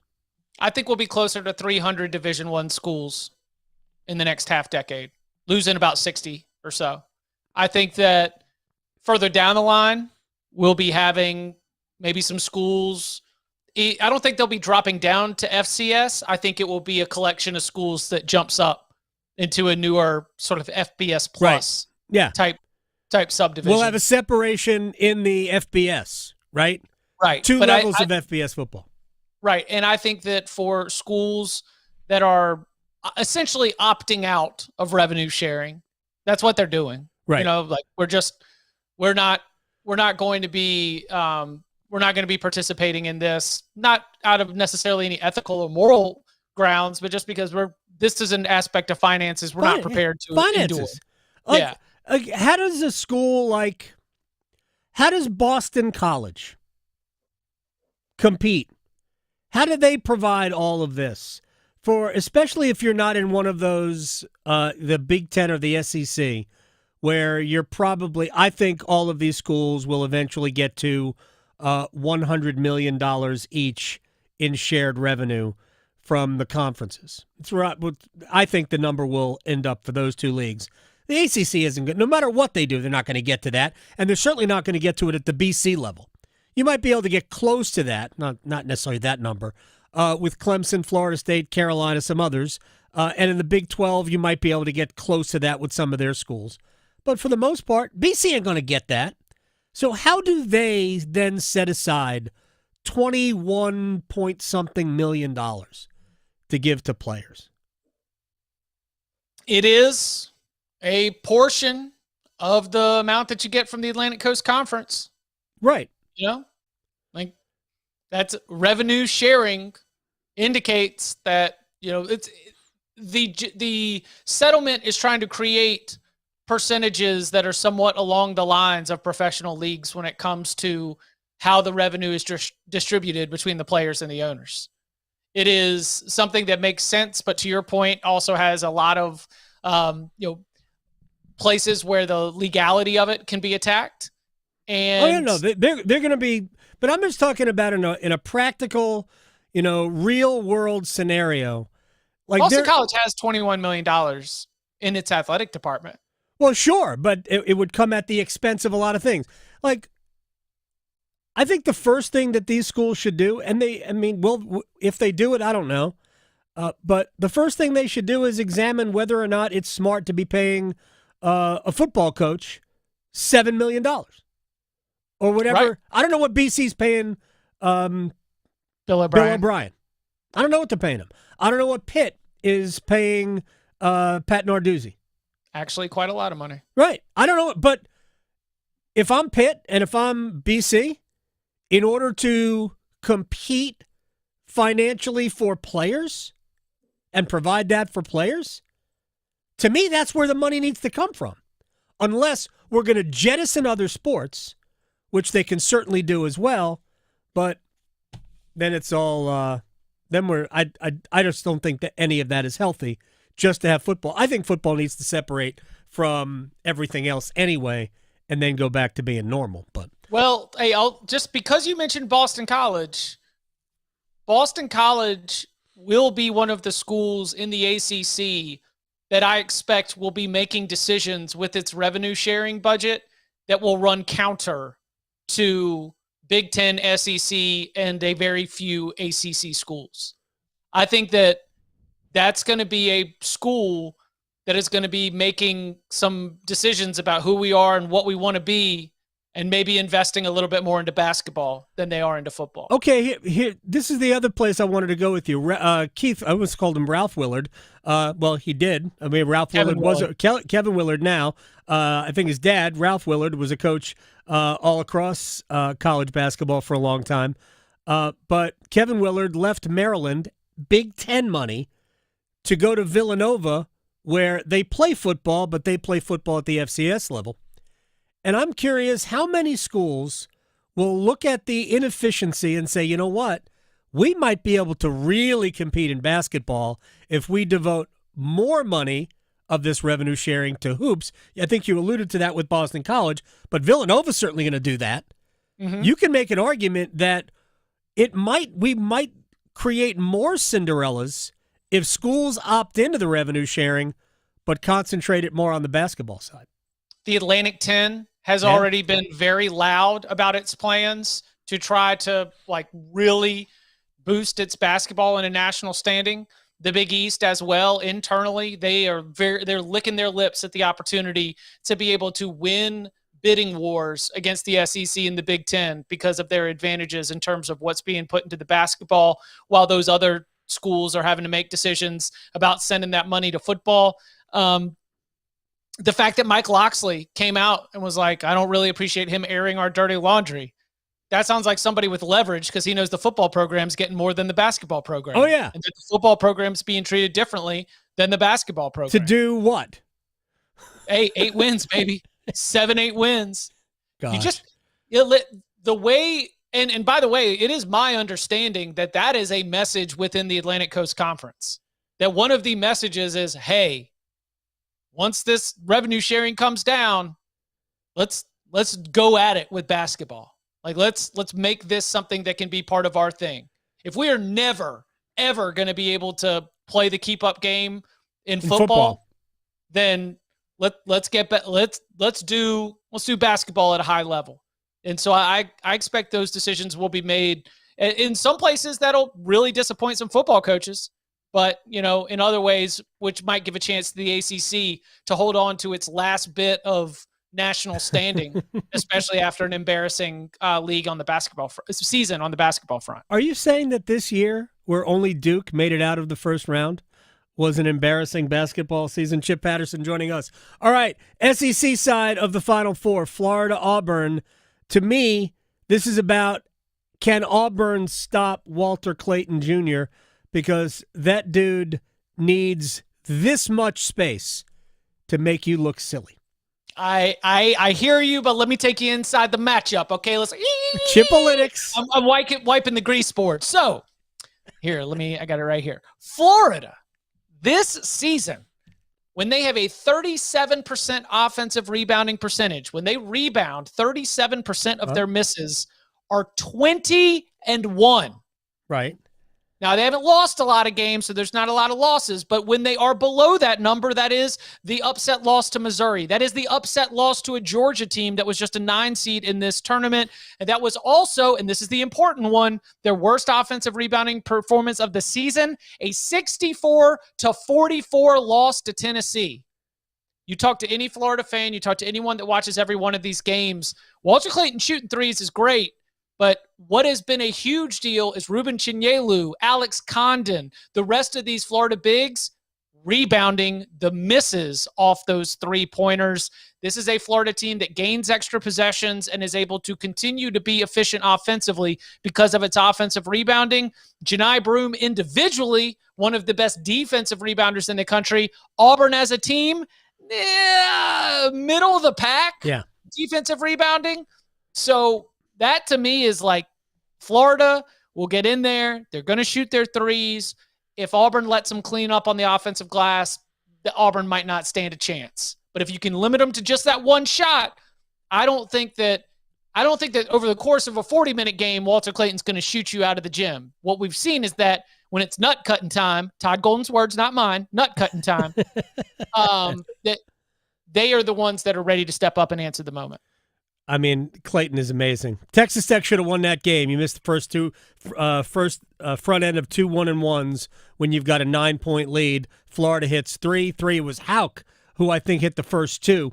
Yep. Clayton hits the next 2, basically, including one that looked very Steph Curry-ish.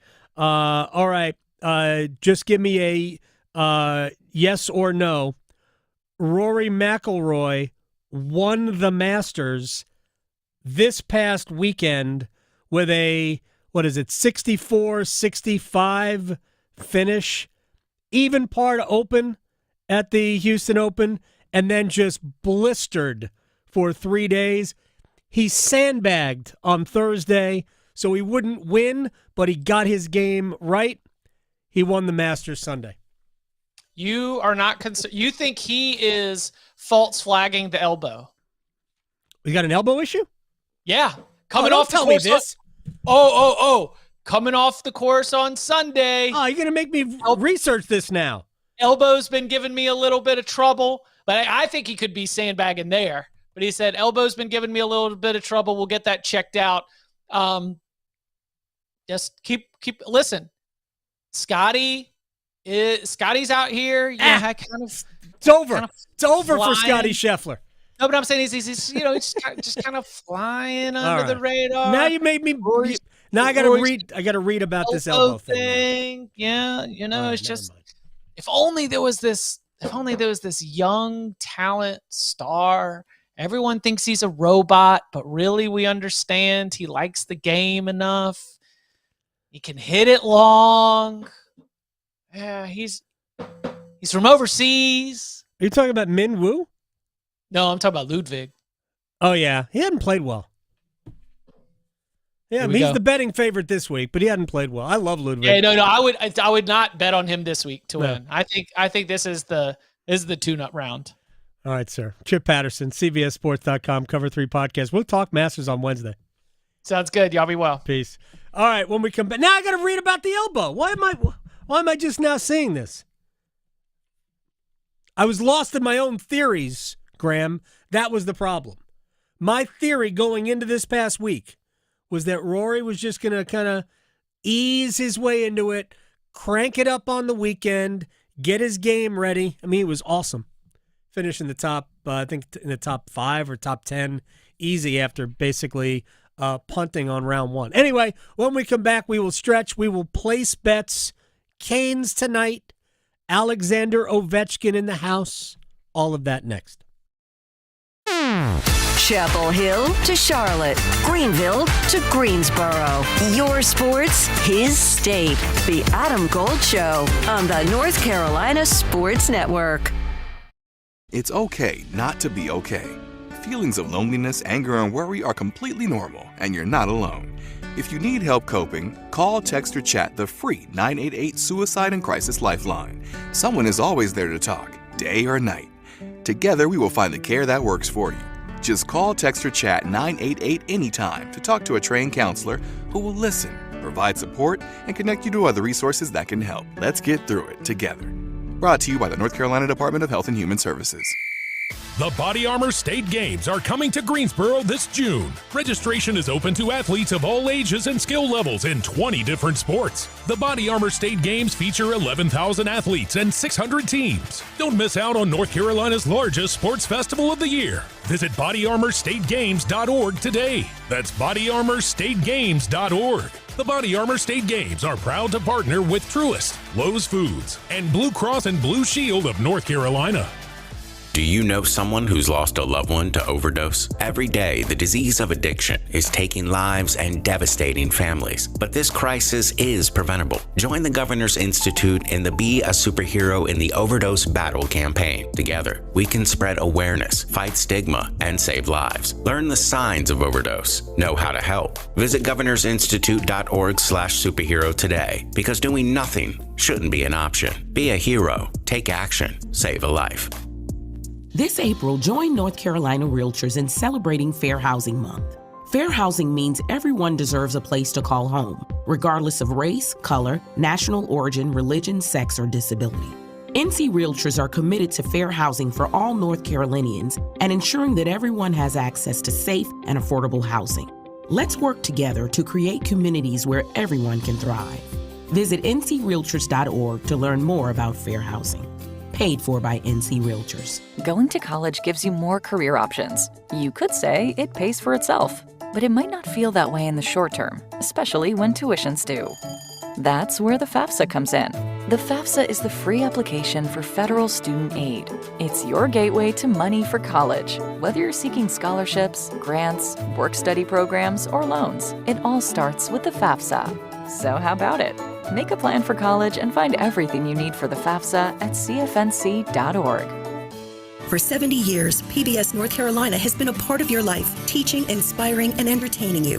From learning French cooking with Julia to uncovering history with Henry Louis Gates Jr., we've shared countless memories. Together, we've celebrated every moment, and it's all thanks to you, the people of North Carolina. Your support has made it possible for us to keep bringing you the best programming on TV and beyond. Celebrate with us when you watch new programming on PBS NC or stream anytime on the free PBS app. Learn more about PBS North Carolina at pbsnc.org. The North Carolina Department of Health and Human Services is looking for people age 21 or older to volunteer in long-term care facilities. Community Advisory Committee volunteers help residents and their families advocate for the needs of individuals living in long-term care facilities, such as nursing homes, assisted living facilities, and family care homes. Volunteers must complete orientation and training to become designated and certified representatives of the Long-Term Care Ombudsman Program. Visit ncdhhs.gov/aging to find your county's ombudsman. Did you know that since you have public power, your electricity is operated and controlled by people in your community, not by a for-profit nonprofit investor-owned company, these local folks are directly accountable to you. They don't answer to shareholders. They make decisions for the good of your community. What's more, your public power provider invests in your community, providing jobs and supporting your local economy. Local people working together to meet local needs. That's public power. Learn more at electricities.com. This is Adam Gold. And I did have to use two screens at one point, or a couple of points, and I don't like it. I can't watch two games at the same time. There's a lot going on. I'm sorry, I'm incapable of doing that. Because there were times where, I forgot this other game was on in front of me. Yeah. The Adam Gold Show.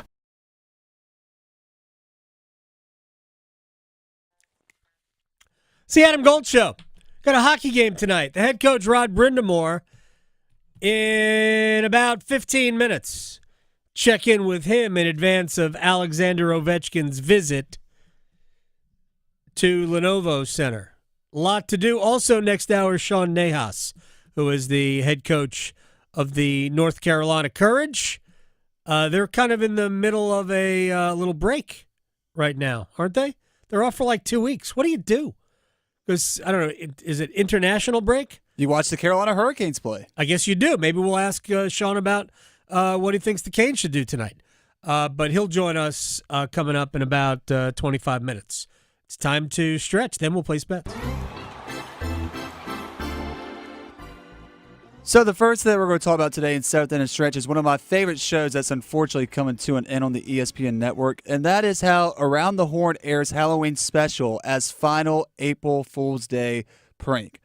Through its history on ESPN, Adam, Around the Horn has celebrated Halloween and April Fool's Day with the best of them. But the news that the show will end this upcoming May, ATH decided to combine both holidays into one, so it used the occasion of April 1st to bring out the costumes and even invited iconic panelist Sarah Spain to do her best Woody Paige impression. I was producing the Drive with Tim Donnelly yesterday back in the ranch while they were out at Durham Bulls opening day, and we have a monitor in here, and Around the Horn comes on at 5 o'clock. Right. So I look up to see somebody dressed as Woody Paige, Israel, I'm going to butcher his name right here. Gutierrez? Yes, thank you. Dressed as the transfer portal, which was fabulous. Frank Islo's Minutes Police, and David Dennis Jr. dressed as Amir Ura Khan, the McNeese State manager who became the star of the first round of the NCAA tournament last month, and is also coming to NC State. Yeah, it might be in the coming out of the transfer portal. It was also the return to the show for Gutierrez, one of the longest tenured panelists in Around the Horn history,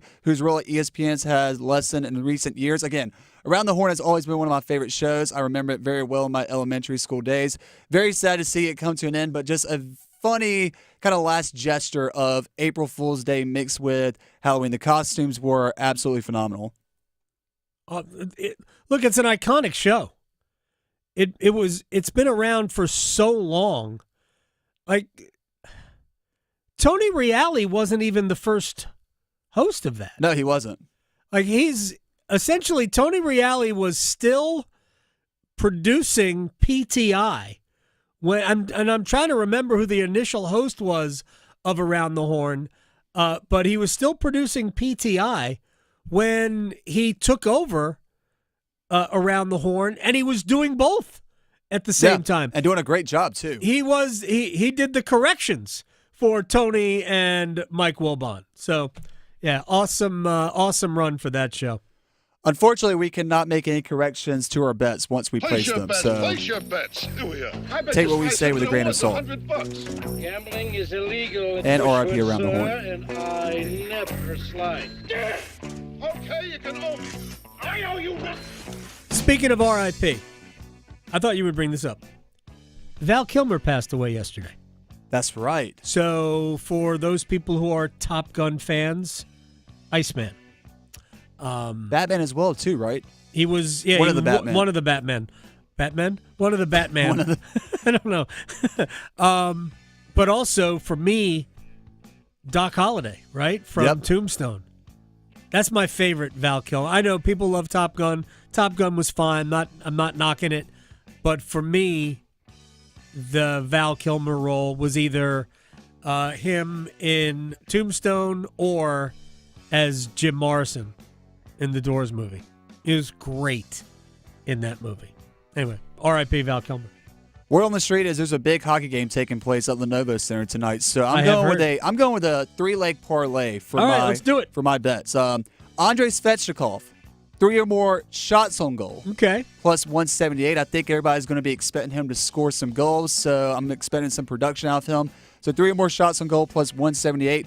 Then Taylor Hall to register 1 or more points, minus 118. And then finally, Sebastian Aho, anytime goal scorer, plus 165. All right. Alexander Ovechkin is plus 145 to score. He was minus money in Boston.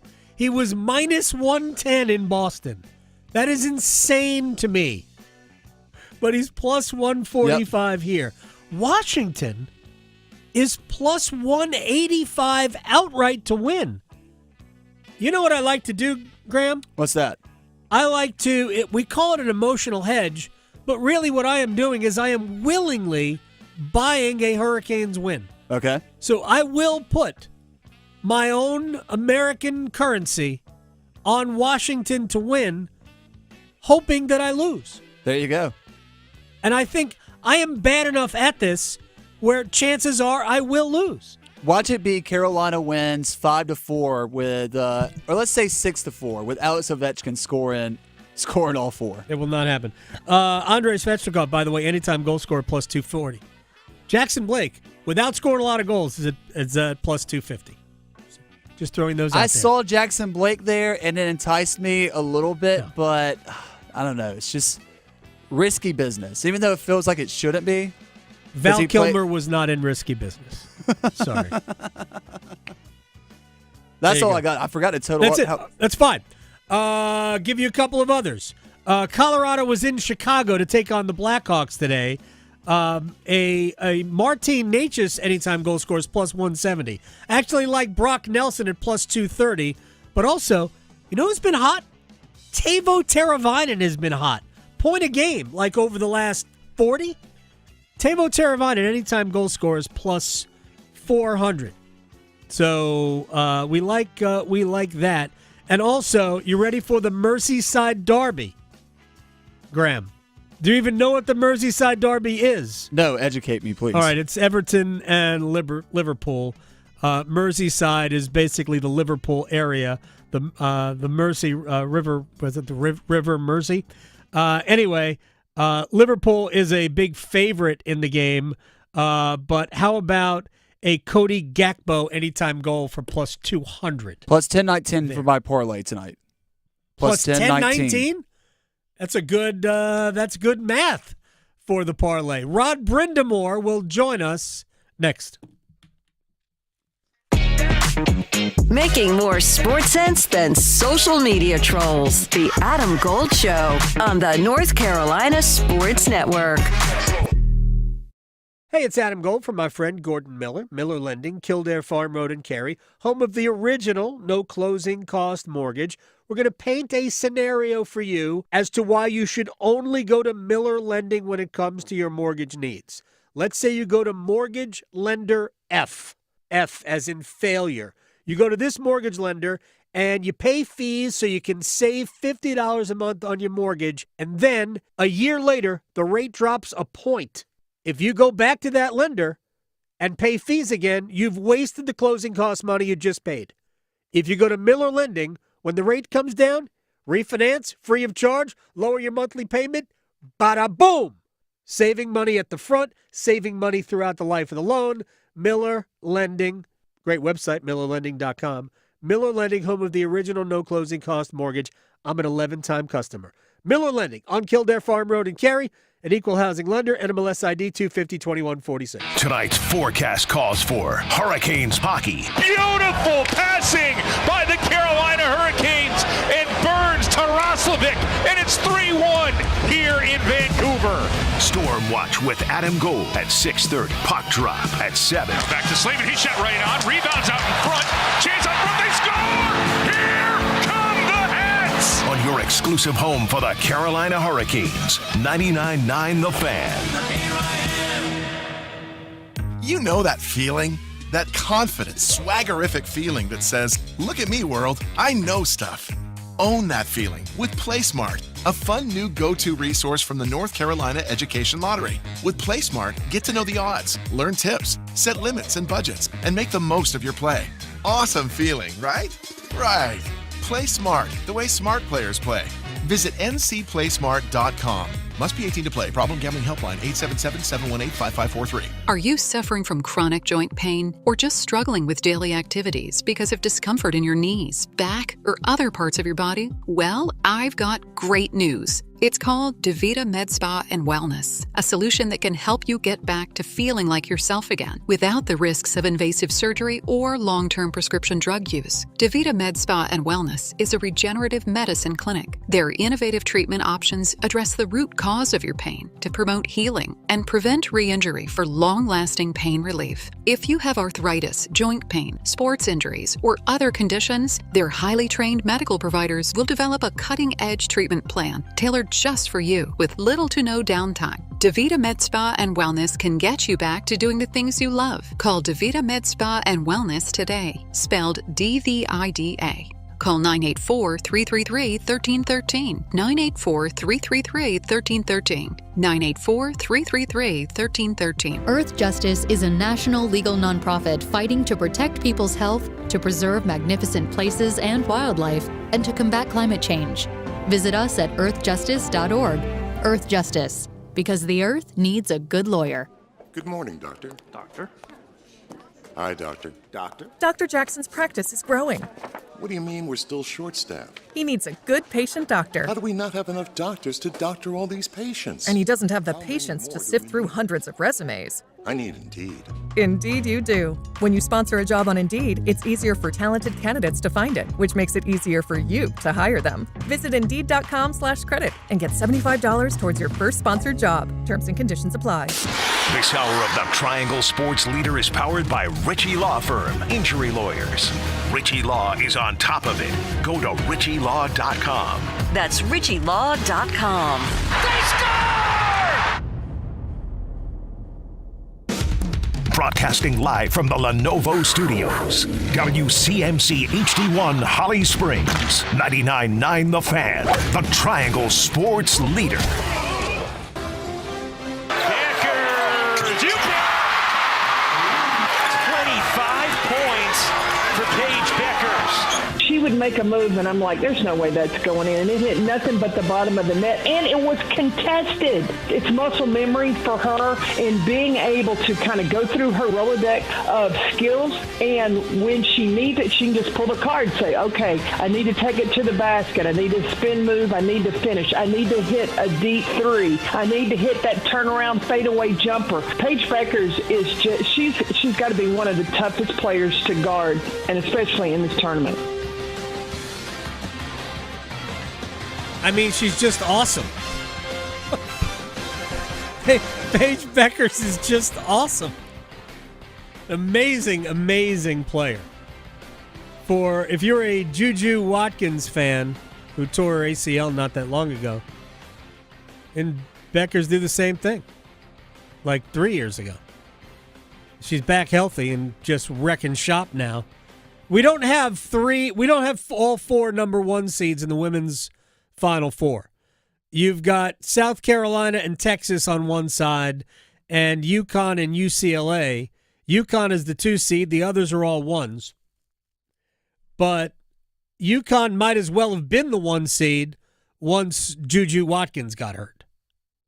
I mean, they were like the 5th 1 seed anyway. So it is. We had chalk in both brackets this year. A chalk men's Final Four and a chalk women's Final Four. But Paige Bueckers is good enough to win it all. Flat out good enough to win it all.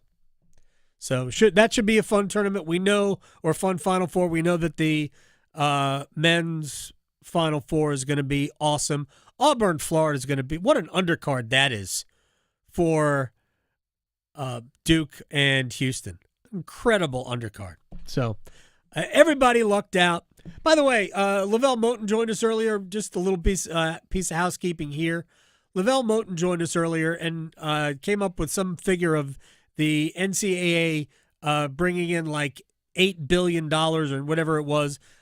As far as I can tell, we have not seen 2025 fiscal numbers, meaning the 2024-2025 academic year, the fiscal year. But the number won't be that. It'll be probably in the neighborhood of $1.5 billion, but that's still a fair amount of money to divvy up. And I just don't know, the NCAA is not into, not to mention they have to pay all the lawyer fees. The NCAA is not about spreading the wealth, really. I don't really know what the NCAA is about, but it ain't about spreading the wealth. I think there's going to be a lot of very difficult conversations. They've probably already been had in the college game, in college sports. A lot of already very difficult conversations, because I just don't know how schools within the conferences, I just don't know how they're going to survive unless you're in one of those conferences that just hands you like a big barrel of money. I just don't know how you're going to do it. To an extent, the ACC is one of those conferences, but not to the level that the others are, and you still got to come up with an additional $20 million out of your athletic department to give to current players and former players that should have been getting that already, but that's another debate for another time. We also have, and I have thoughts that I'll save for a little bit later on about the Carolina Hurricanes. I have some things that I talked about in the podcast, something that you already alluded to before in our one-timers, Graham. We'll get to those things in a minute, but we have a very big game tonight at Lenovo Center, so let's check in with the head coach, Rod Brind'Amour. So let's just start with Alexander Ovechkin, since the commissioner is here and all of that. What are your thoughts on Alex Ovechkin, the player? Well, you got to give him props to do what he's doing, and just consistently year after year at this age too. It's pretty impressive. I don't think anyone really 5-6 years ago thought that this was going to happen, and he just keeps pumping the goals in. So that's the hardest thing to do in our sport, and he's clearly continued to be the best at it. Yeah, in the last couple of years, it really hasn't been this way. This is sort of a resurgence. Do you think he's energized by the fact that team around him has gotten so much better? Well, it has to help. I mean, I think this, chasing this record obviously helps.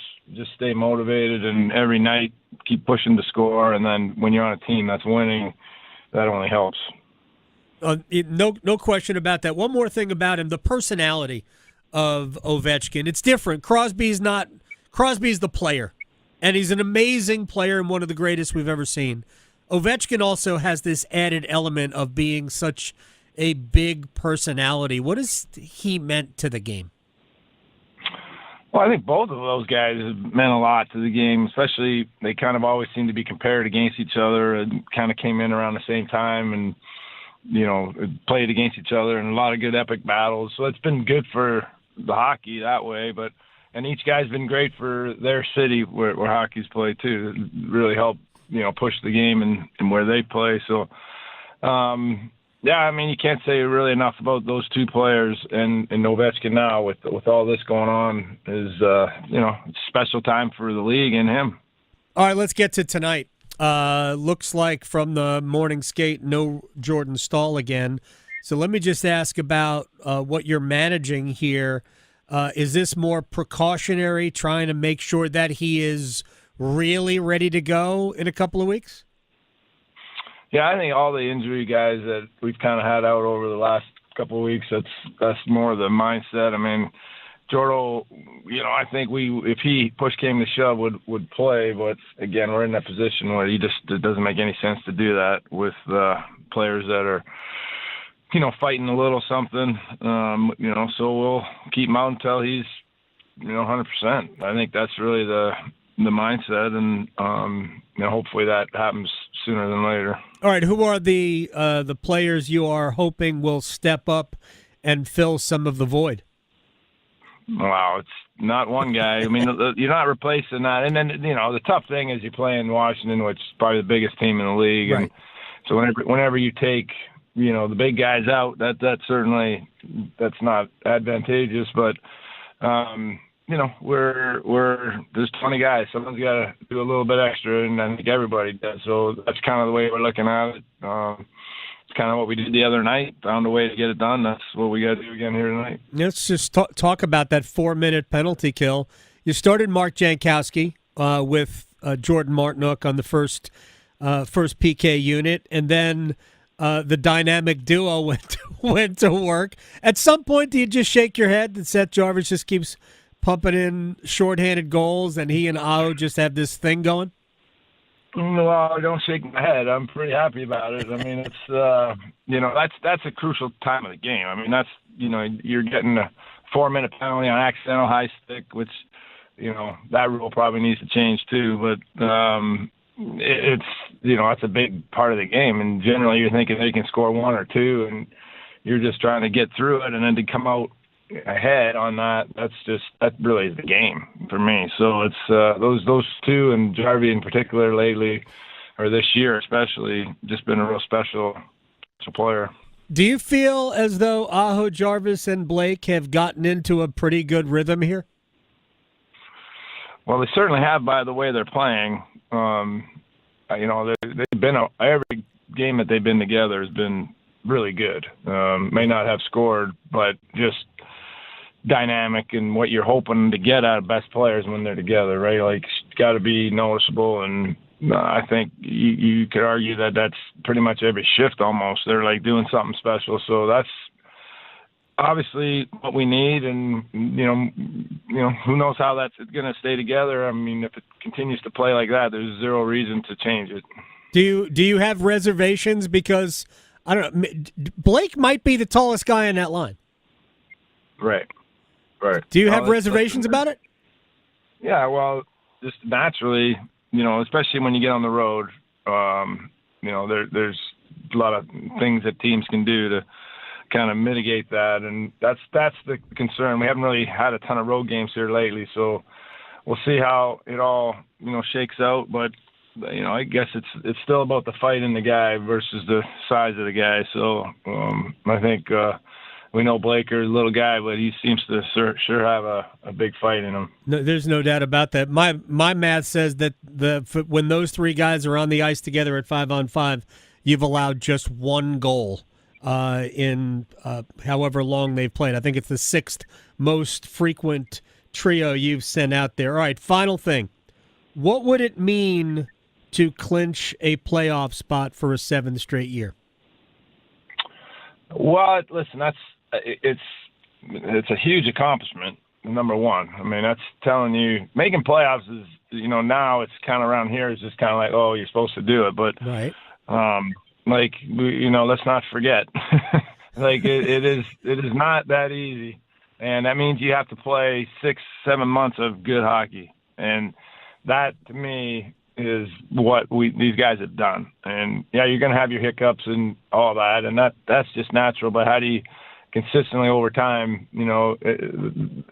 rising to where we've risen every year, I think says a lot about the group. So hopefully we get that done here tonight. But it's that is a big accomplishment. Yeah, it's the first step, but there are only 4 other franchises that have done it, and Boston, who's one of those 4, is about to have their streak snapped. So you would be one of just 4, along with Toronto, Tampa, and Colorado. Thank you much. Good luck. We will see you later. Okay, buddy. Take care. Thanks, Rob. It's Rod Brind'Amour, the head coach of the Carolina Hurricanes. When we come back, another head coach, Sean Nahas, North Carolina Courage. They got about a week and a half before they play again. But I want to find out, what is he going to do in that span? We got a lot of things to talk about with Sean Nahas. Next. From the heels. Touchdown, Carolina. To the Canes. She scores! He covers it all. The Adam Gold Show on the North Carolina Sports Network. We're in the middle of the madness. Alfred nipple three. Give it to him. From the first four to the national championship. Maluach! Sit that one to New York City! All the hoops action will be heard here. For the Blue Devils, the Final Four is calling yet again. The road to San Antonio is driven by WakeMed, Roofworks, Metro Elevator, and Wilkinson Chevrolet Cadillac Buick GMC in Sanford. 99.9 The Fan, the Triangle Sports Leader. Hey, it's Adam Gold from my friends at FanDuel, America's #1 sports book, the best place to have more fun than you should with sports. Loaded sports calendar. Tonight, of course, Hurricanes, Capitals, Alex Ovechkin, 4 away from the all-time goal-scoring record. Last night in Boston, he was minus money to score a goal. He cashed. Today, it's plus 145. He won't, but Andrei Svechnikov will at plus 250. FanDuel.com/Adam Gold. FanDuel.com/Adam Gold. Win your first $5 bet. New customers get $200 in bonus bets. That's right. Let's have some fun with FanDuel. 21 and over and present in North Carolina. First online real money wager only. $5 first deposit required. Bonuses issued as non-withdrawable bonus bets, which expire 7 days after receipt. Restrictions apply. See terms at sportsbook.fanduel.com. Gambling problem? Call 877-718-5543 or visit morethanagame.nc.gov. Marcy Bailey from Bailey's Fine Jewelry, here to share why Bailey's is consistently voted best place to buy your diamond. First off, our amazing selection of diamonds is unparalleled. We also have hundreds of the most coveted engagement ring styles to fit any budget. You can also utilize our vast selection of loose diamond inventory and custom workshop to create your dream ring. And if that's not enough, we also offer an unprecedented lifetime diamond guarantee. I invite you to come see for yourself. Visit us today in-store or at baileybox.com. Child abuse. It happens in all communities. Learning to spot the signs of abuse and knowing how to report it can save a child's life. Children's Advocacy Centers of North Carolina supports over 50 centers statewide, providing hope and healing to young victims of abuse, neglect, and trauma. Join us in the fight against child abuse. Visit cacnc.org to learn more. That's cacnc.org. Injured in a motorcycle accident? Call 1-800-LAW-TIGERS before you call your insurance company. The insurance company wants to pay you the least amount possible. Law Tigers are riders too, so we understand what your bike and gear are worth and what you're going through after an accident. Your case evaluation is always free, and we don't get paid until your case settles. Call 1-800-LAW-TIGERS, North Carolina's motorcycle lawyers. Law Tigers is a network of independent law firms who are members of the American Association of Motorcycle Injury Lawyers. Law Tigers is not a law firm. At Rocket, we believe everyone deserves their shot at the American dream. So if you're feeling locked out of home ownership, we're here to give you back the keys. We're opening doors, breaking down walls, and doing everything we can to turn renters into owners. And we're not going to stop until we help everyone home. To find out more, visit rocket.com. Rocket. Own the dream. Hey, what do you say? John Forsland here from my friends at Buffalo Brothers. It's hockey season, baby. I live and work on both coasts, and here's the deal. There's nothing like Buffalo Brothers. The best wings on the planet and a great place to watch all the big games. Visit all 5 Triangle locations for great specials, including half-price pizzas Monday through Friday, 4:30 to 6, and $6 Jamesons on Sunday. Dine in, carry out. BuffBrothers.com. Aw, man, now I want wings. This is Adam Gold. Thank you very much for your time, man. We will talk again. Adam, anytime for you, my friend. Thank you. I don't know why it makes me laugh. Why does that make me laugh? I don't know. Maybe you just are used to people being mean to you or something, like Twitter. I don't know. The Adam Gold Show.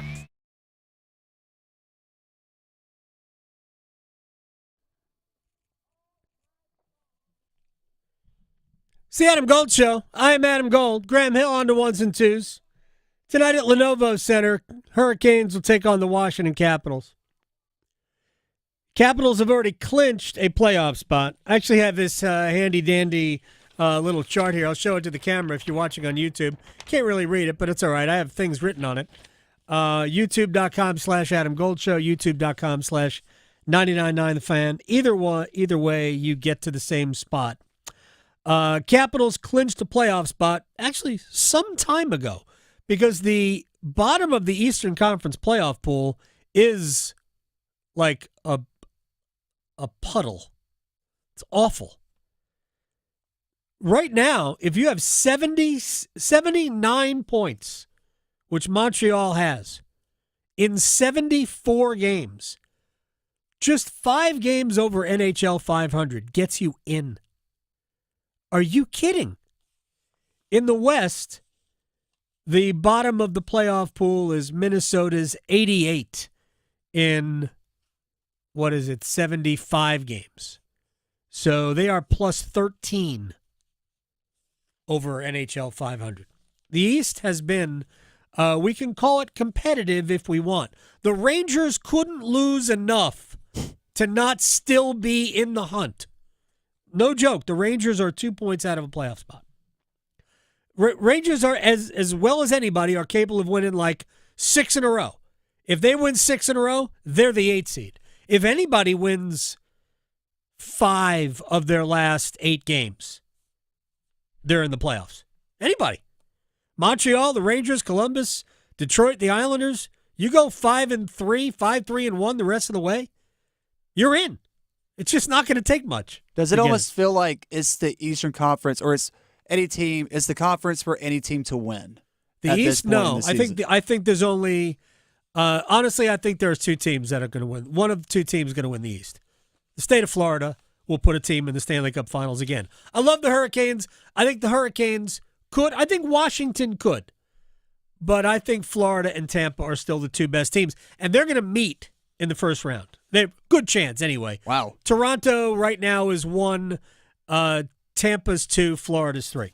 But just about the Hurricanes real quick. There's been a lot of talk about Andrei Svechnikov, so I'm going to spend a couple of minutes on him and then a couple of minutes on goaltending. And like everything else, I think is in a pretty good spot. Let me just mention very quickly, because I ran numbers for the Stormwatch today. Carolina's most effective line this season has been Sebastian Aho, Seth Jarvis, and Jackson Blake. Now, I haven't played as much as some other lines.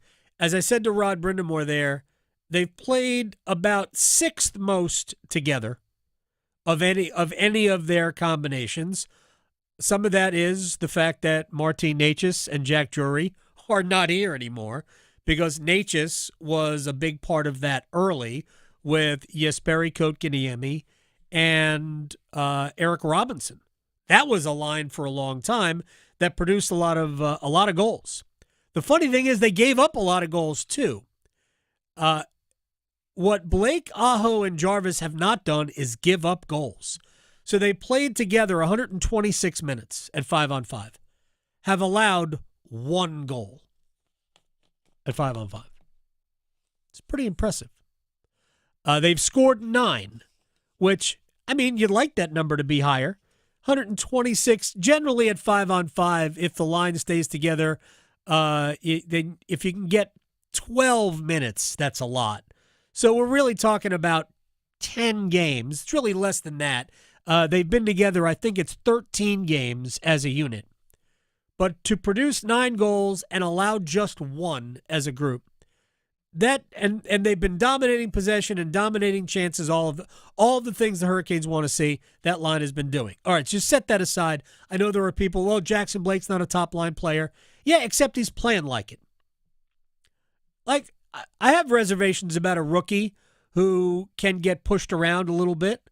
I have reservations about that in the playoffs too, except that all he does is go out there and impact the game in a positive way every single night. If that continues, whether we think he should be on the top line or not, he's going to be.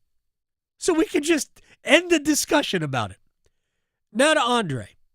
There is some notion out there that Andrei has been somehow not allowed to be Andrei or not given opportunities with better players. And I just don't know how you can watch the Hurricanes this year, last year, the year before that, and not go, man, Andrei gets all of the opportunities. Because he does. Just because he doesn't play with Sebastian Aho all the time, it's not like they haven't tried that. They have. It doesn't produce. They've had moments where they played well but didn't produce.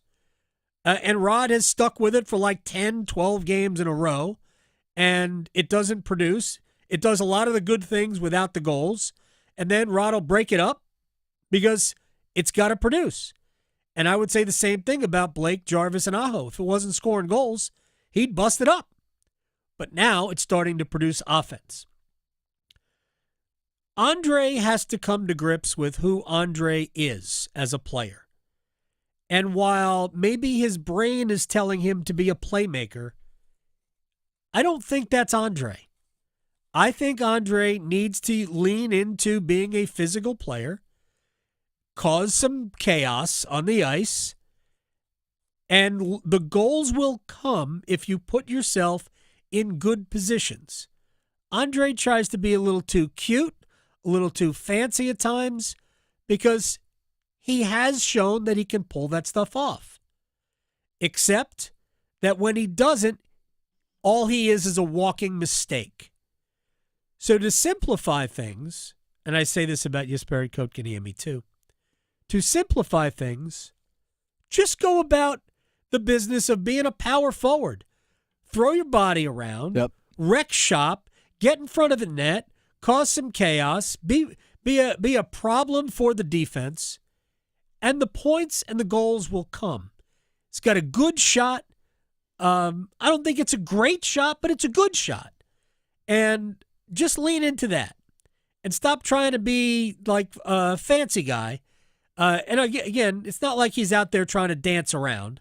But I got annoyed for years because Andrei scored lacrosse goals twice. Right. Back-to-back lacrosse goals, it was like year 3. And I'm like, oh, now we're going to see that all the time. And he tries it a lot, and I think it's worked once since, whereas, you know what, you have the puck behind the net, we can just play.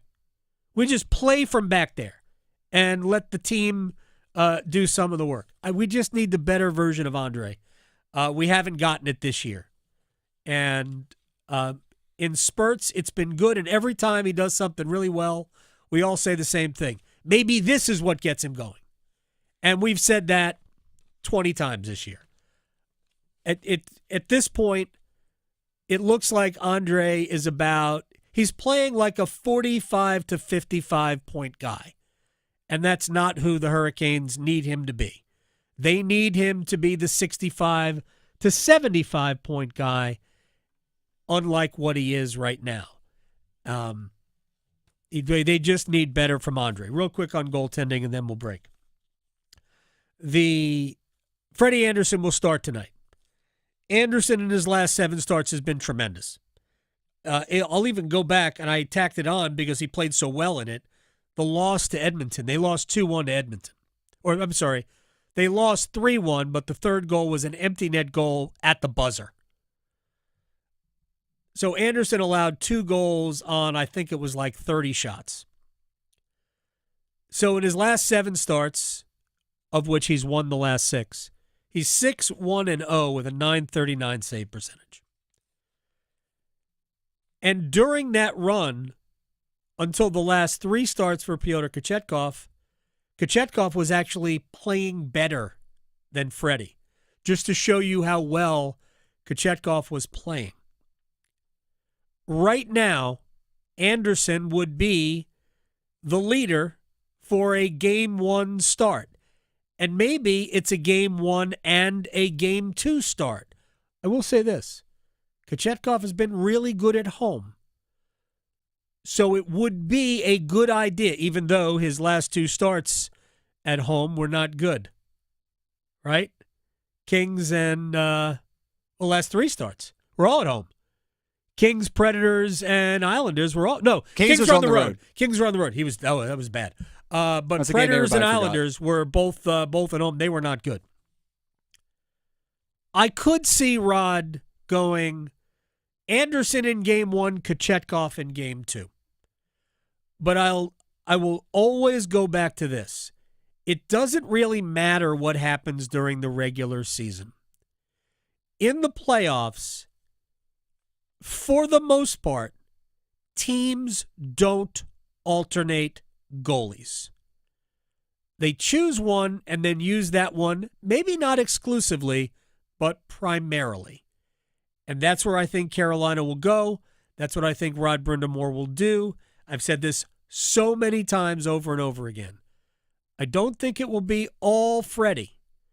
I think it would be mostly Freddie. And if Kochetkov could start playing better again, he has a chance to have it be mostly Piotr. But the Kochetkov of the last 3 games doesn't earn the head coach's trust. At this point, when you get to the playoffs, at times, especially in goal, I am more concerned with what your floor is as a performer than I am with what your ceiling is as a performer. And Anderson's floor, and while he can be bad and has been bad, I am not making him out to be Connor Hellebuck here. I just think that the gap between Freddie's worst and best is more narrow than the gap between Kochetkov's worst and best. And I think that's probably what would make the head coach's mind up when we get to the playoffs. All right, this is the Adam Gold Show. I am Adam Gold. We will get to our rewind. Also, we have some Dave Canales stuff that you want to hear, as well as from Nick Sirianni and Matt LaFleur on the tush push. Controversy is not the right word, but remember, the Green Bay Packers were the team that wanted the tush push banned, and Nick Sirianni is the head coach that has perfected it. Next. Talking sports, dropping truth. The Adam Gold Show on the North Carolina Sports Network. Adam Gold here from my friends at FanDuel, America's #1 sports book and the very best place to bet on sports because we have a loaded sports calendar coming up. We're less than a week away from that tournament in Georgia, the NCAA tournament. And we've got Major League Baseball in full swing. So whether you're into any of these sports or others, Dinger Tuesdays, Hump Day parlays, golf profit boost tokens are there galore for you. So, new customers, $5 bet gets you $200 in bonus bets. FanDuel.com/AGS. Make every moment more. FanDuel.com/AGS. Have a good time. 21 and over and present in North Carolina. First online real money wager only. $5 first deposit required. Bonuses issued as non-withdrawable bonus bets, which expire 7 days after receipt. Restrictions apply. See terms at sportsbook.fanduel.com. Gambling problem? Call 877-718-5543 or visit morethanagame.nc.gov. The Body Armor State Games are coming to Greensboro this June. Registration is open to athletes of all ages and skill levels in 20 different sports. The Body Armor State Games feature 11,000 athletes and 600 teams. Don't miss out on North Carolina's largest sports festival of the year. Visit bodyarmorstategames.org today. That's bodyarmorstategames.org. The Body Armor State Games are proud to partner with Truist, Lowe's Foods, and Blue Cross and Blue Shield of North Carolina. This April, join North Carolina Realtors in celebrating Fair Housing Month. Fair housing means everyone deserves a place to call home, regardless of race, color, national origin, religion, sex, or disability. NC Realtors are committed to fair housing for all North Carolinians and ensuring that everyone has access to safe and affordable housing. Let's work together to create communities where everyone can thrive. Visit ncrealtors.org to learn more about fair housing. Paid for by NC Realtors. It's okay not to be okay. Feelings of loneliness, anger, and worry are completely normal, and you're not alone. If you need help coping, call, text, or chat the free 988 Suicide and Crisis Lifeline. Someone is always there to talk, day or night. Together, we will find the care that works for you. Just call, text, or chat 988 anytime to talk to a trained counselor who will listen, provide support, and connect you to other resources that can help. Let's get through it together. Brought to you by the North Carolina Department of Health and Human Services. Going to college gives you more career options. You could say it pays for itself, but it might not feel that way in the short term, especially when tuitions do. That's where the FAFSA comes in. The FAFSA is the free application for federal student aid. It's your gateway to money for college. Whether you're seeking scholarships, grants, work-study programs, or loans, it all starts with the FAFSA. So how about it? Make a plan for college and find everything you need for the FAFSA at cfnc.org. For 70 years, PBS North Carolina has been a part of your life, teaching, inspiring, and entertaining you. From learning French cooking with Julia to uncovering history with Henry Louis Gates Jr., we've shared countless memories. Together, we've celebrated every moment, and it's all thanks to you, the people of North Carolina. Your support has made it possible for us to keep bringing you the best programming on TV and beyond. Celebrate with us when you watch new programming on PBS NC or stream anytime on the free PBS app. Learn more about PBS North Carolina at pbsnc.org. Every day, people battling addiction suffer in silence. Because of stigma, they fear judgment. They fear being labeled, and too often, they don't get the help they need. But you can help change that. Join the Governor's Institute and be a superhero in the overdose battle campaign. Learn how to break the stigma, support those in need, and save lives. Visit governorsinstitute.org/superhero to get involved. Be a hero, fight stigma, save a life.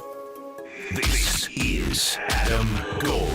We had lightning hit a pretty large tree. Oh, yeah. About 150 yards from the house. It'll be my sign to go win the lottery. But you know what? I'm sorry, I can't. I have rules. If it's not over $1 billion, I'm not playing. Yeah, still just millions. The Adam Gold Show.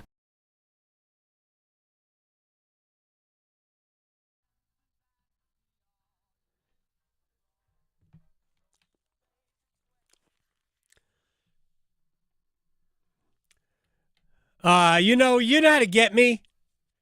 You know how to get me.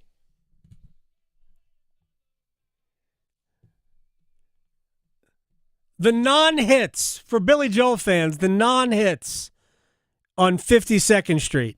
Such a great album. But I would argue that the non-hits are better than all the hits. Better than Big Shot, better than, My Life. Honesty, what is it? Yeah, okay, those are all good. Stiletto is one of those songs. Yeah. Stiletto, Zanzibar, Rosalinda's Eyes are the three best songs in that whole album. I'll fight anybody who disagrees. All right. Lots to do. Before I do want to get to football, and then we'll get into a rewind here. So Dave Canales went on the Up and Adams show on FanDuel. If you watch a lot of Hurricanes hockey and you have FanDuel on, and you fell asleep during the game and it's on when you get up and you're like, oh, what is this show? It's just one of their. It's like a podcast that they also air during the day. Anyway, so Dave Canales is on, and they spent some time talking about the draft and what they need. Now, Canales is not against anything.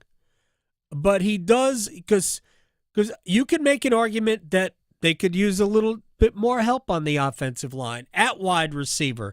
I think they're pretty much set at running back, right? You know, with Chuba Hubbard and Dowdell, they should be okay. But they definitely need more help. Definitely need more help at wide receiver. And I would love to see an option beyond Ike Ekwonu at left tackle, because I think he's just been okay at left tackle. Hey, if I'm wrong, I'm wrong. Hopefully he has a big year and they won't need one. But I think he's sort of been the weak link for me on that line. And at some point, Moton's done, right? He's forever old. So you're going to have to replace him at some point anyway. So if the right guy was there, I wouldn't be against taking an offensive lineman. But they could do anything on the with the draft.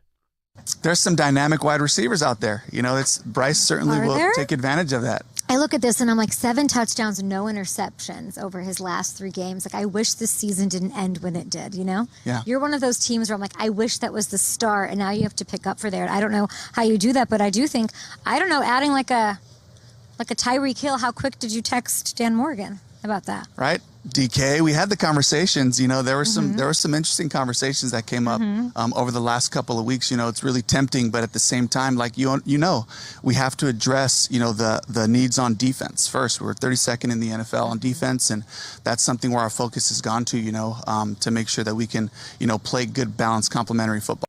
So there's a ton of edge rushers in this draft, a ton of them.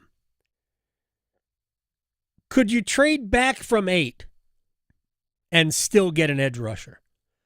Could you trade back for, a quality one? And I think the answer is yes, you could. I think you could trade back probably into the high teens, even low 20s, and get, one of the best 5 or 6 edge rushers in this draft. You could get a cornerback in this draft late in the latter third of the first round. I think they need one of those too. I think they need a legit corner to play opposite of J.C. Horn. So I think if you're the Panthers, and yeah, we could pretend that they're just a couple of players away, and they are a couple of players away from maybe winning this division. The division is totally winnable. But I would not approach this season as though I was trying to win the division. I would approach this season as I'm trying to build a team that is going to be a contender year over year over year, because the truth of the matter is that the division is not, this division, any division, is not going to be won with 9 wins very often. You're going to have to be at 11 or 12 wins to win a division in just about any year. And that's where my focus would be. How do I get to that? And they need to be better at the other corner. They need to, I would be all about getting another defensive tackle, even though they did address that to an extent during free agency. There's a lot that the Panthers need. The NFL tried to ban the tush push, and the commissioner tabled the vote. So the initial push, if you will, came from the Green Bay Packers.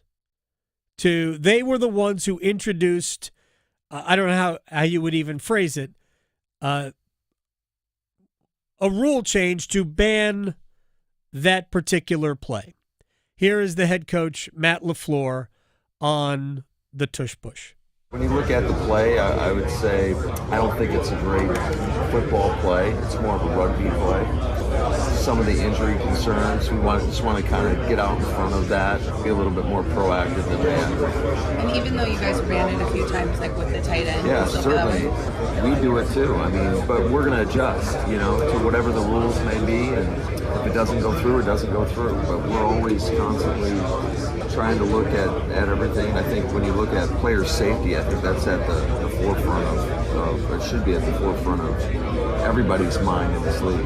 Were you involved in the actual writing of it and the drafting of that proposal? No, we got people that can do that are a lot smarter than I am. All right, it was, I think, a little hard to hear Matt LaFleur there. He basically said it's not a football play, it's a rugby play. I disagree. Here, this reeks of we can't stop it, therefore we're going to ban it. And that's the wrong reason to ban a play. It's the wrong reason. First of all, there are rules in the NFL rulebook right now that do make it appear that pushing a teammate, although the wording says basically to avoid a tackle, that is illegal. That's already against the rules. It's just not enforced. The problem is that if you go back to, Graham, you're probably too young, but this goes back to when Reggie Bush was still at Southern Cal and Matt Leinart was the quarterback. Okay. And Southern Cal played at Notre Dame. And I think it was at Notre Dame. Either way, it doesn't matter. And the last play of the game, or this particular touchdown, which happened late in the game, Leinart tried to quarterback sneak. And Reggie Bush, he couldn't get in, but Reggie Bush came up from behind and pushed him into the end zone. Now, I don't remember the outcome. I don't remember if they called that a penalty or not. I don't really remember. But I remember seeing that play. And I remember thinking, is that legal? And I think at the time it was legal in college, but not legal in the NFL. And I don't know, because it's so difficult, because we see it happen all the time. We see linemen block the pile to push the pile forward. And I guess you can still do that. But banning a play because we can't stop it, to me, is weak sauce. Calling that a rugby play, I don't think it's a rugby play. I think it's a particular football play, and it's not very different at all from a quarterback sneak, which gets me to the next part, which is, can we stop about player safety? I'm not saying we shouldn't consider player safety. We should. We should always consider player safety. But if we were really concerned with player safety, we wouldn't have a 17th game or an 18th game. So miss me with your player safety when we are already putting players who have been through these wars, these physical battles for 3 hours a day, 16 or 17 Sundays out of 18 a year. Stop with, player safety. No, it's not about player safety. I do think it's about only one team can do it well, therefore nobody should do it. If you don't like it, that's fine. If you think it violates the spirit of the NFL, I agree with you. I think the play does violate the spirit of the league. Make it, then, by all means, make it illegal. But right now, the way they're going about it is wrong. It's illegal to pull a player, so it should be illegal to push a player. I don't think they want to make it legal to pull a player, because you can't. That's blatantly written in the rule book. Then it should be exactly the same. If that's the way the league wants to do it, I am 100% on board with banning that particular play. 100% on board with banning it. But the way they're going about it now, to me, is transparent. It's just they can't stop it. So, and I appreciate Nick Sirianni and the Eagles taking it to a level that nobody can stop. I will say this. A few years ago, the Patriots, Bill Belichick was notorious for finding loopholes in rules that would benefit his team. They lined up an eligible receiver in an ineligible position to confuse the defense. Happened in a playoff game against the Ravens. The Ravens complained about it, and they got it banned. What Belichick did was they took a running back, and they put him on the line of scrimmage in between two other players who were also on the line of scrimmage, which meant that he was split wide. So it meant that running back was an ineligible player. He didn't go downfield, stayed right where he was, stayed in a legal position. He was just the ultimate decoy. So they got that banned. I'm good with that because it did violate the spirit of the rules. Some of those rules are kind of weird anyway. Why do you have to have 6 guys in the line of scrimmage? It's kind of random.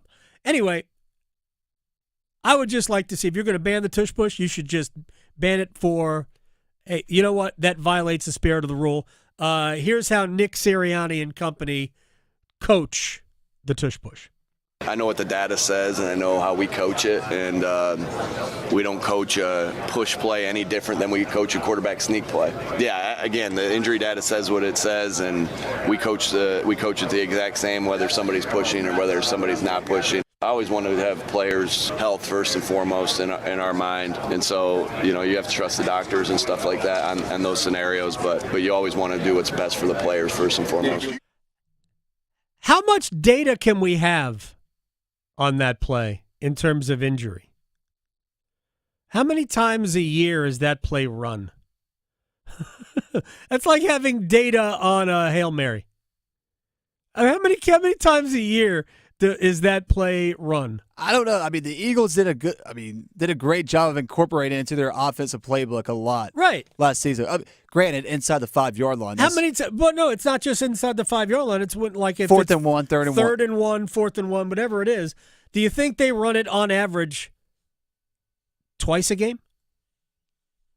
3 times a game? Probably about that on average. And I bet they're like the only team that does it that often. I just don't think we have enough data to say, it creates this many more injuries. And again, I don't think it's about player safety. I'm going to call BS on the NFL with all of that. All right, let's rewind.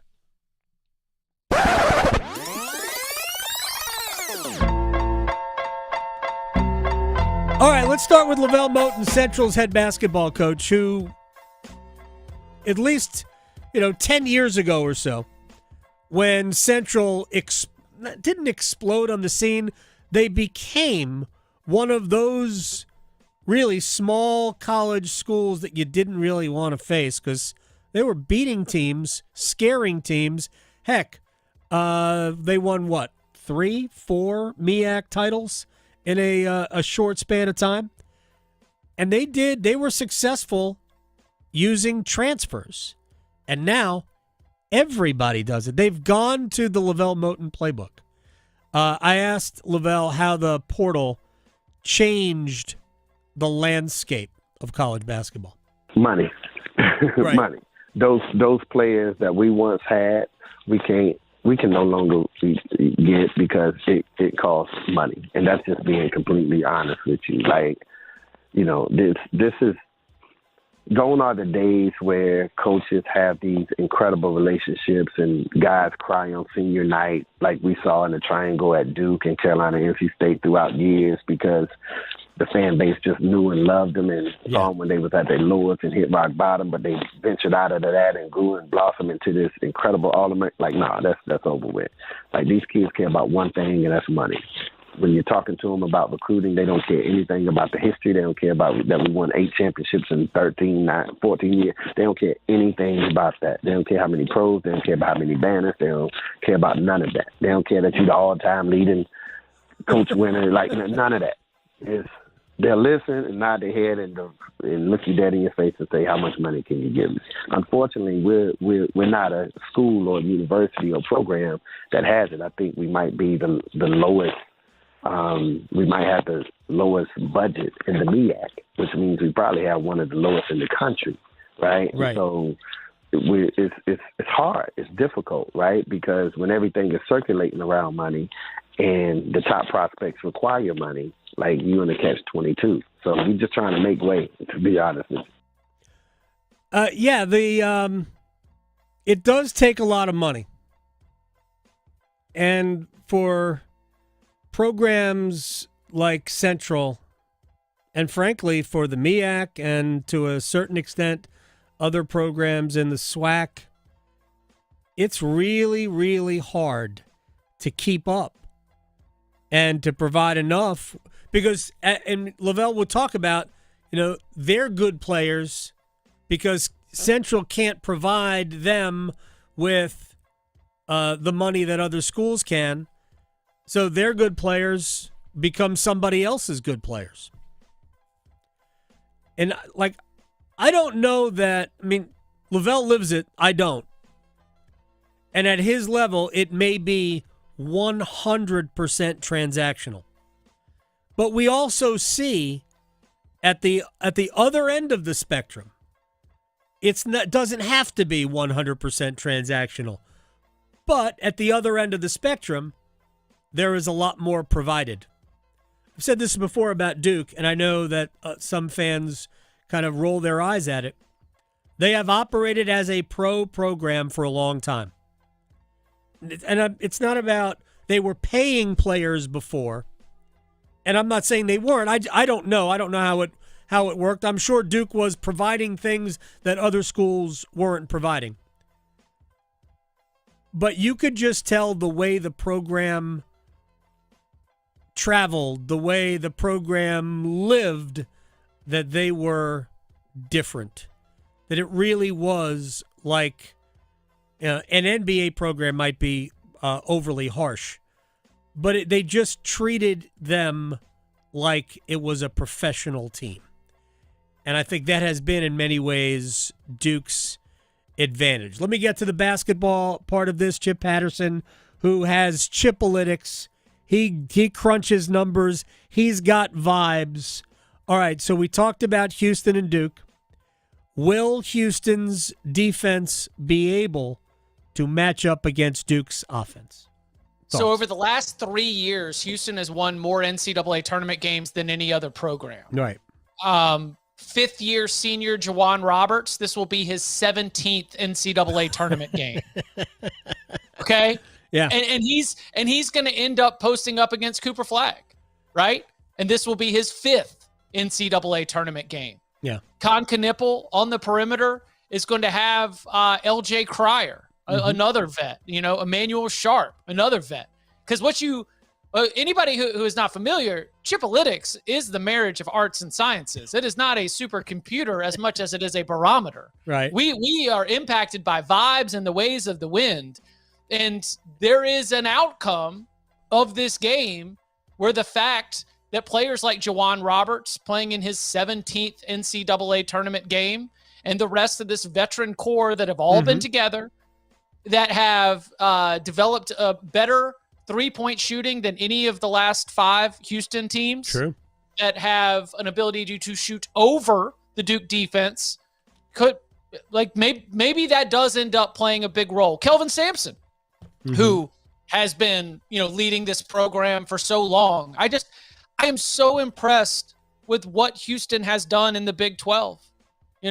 Supposedly one of the best conferences in all of college basketball. They've won it 2 years in a row by multiple games. Yeah. They're awesome. The reason why they were a 1 seed is the reason why they made it to the Final Four. They are a tremendous basketball team. There are no duds here. For whatever reason, the men's and the women's tournaments this year created nothing but bangers when we get to the Final Four. The women have 3 1s and a 2. That 2 is Connecticut, who is an absolute, freight train at this point. And we've got all 4 number 1 seeds in the men's side. We have 2 great Final Fours. We'll talk more about them tomorrow. Seth Greenberg will join us tomorrow. Also, Luke DeCock's already in San Antonio, so we will talk a little Hurricanes hockey with him, as well as Duke in the Final Four. Real quick about tonight's hockey game. It's not about Canes proving anything to the Capitals. You want to win, you want to clinch, right? You can clinch with a loss. But you want to win, you want to clinch, you want to get your game right going forward. Hurricanes have 9 games left in this regular season. There you go. We got a tab at Zanzibar. Thank you very much, Graham. See everybody tomorrow.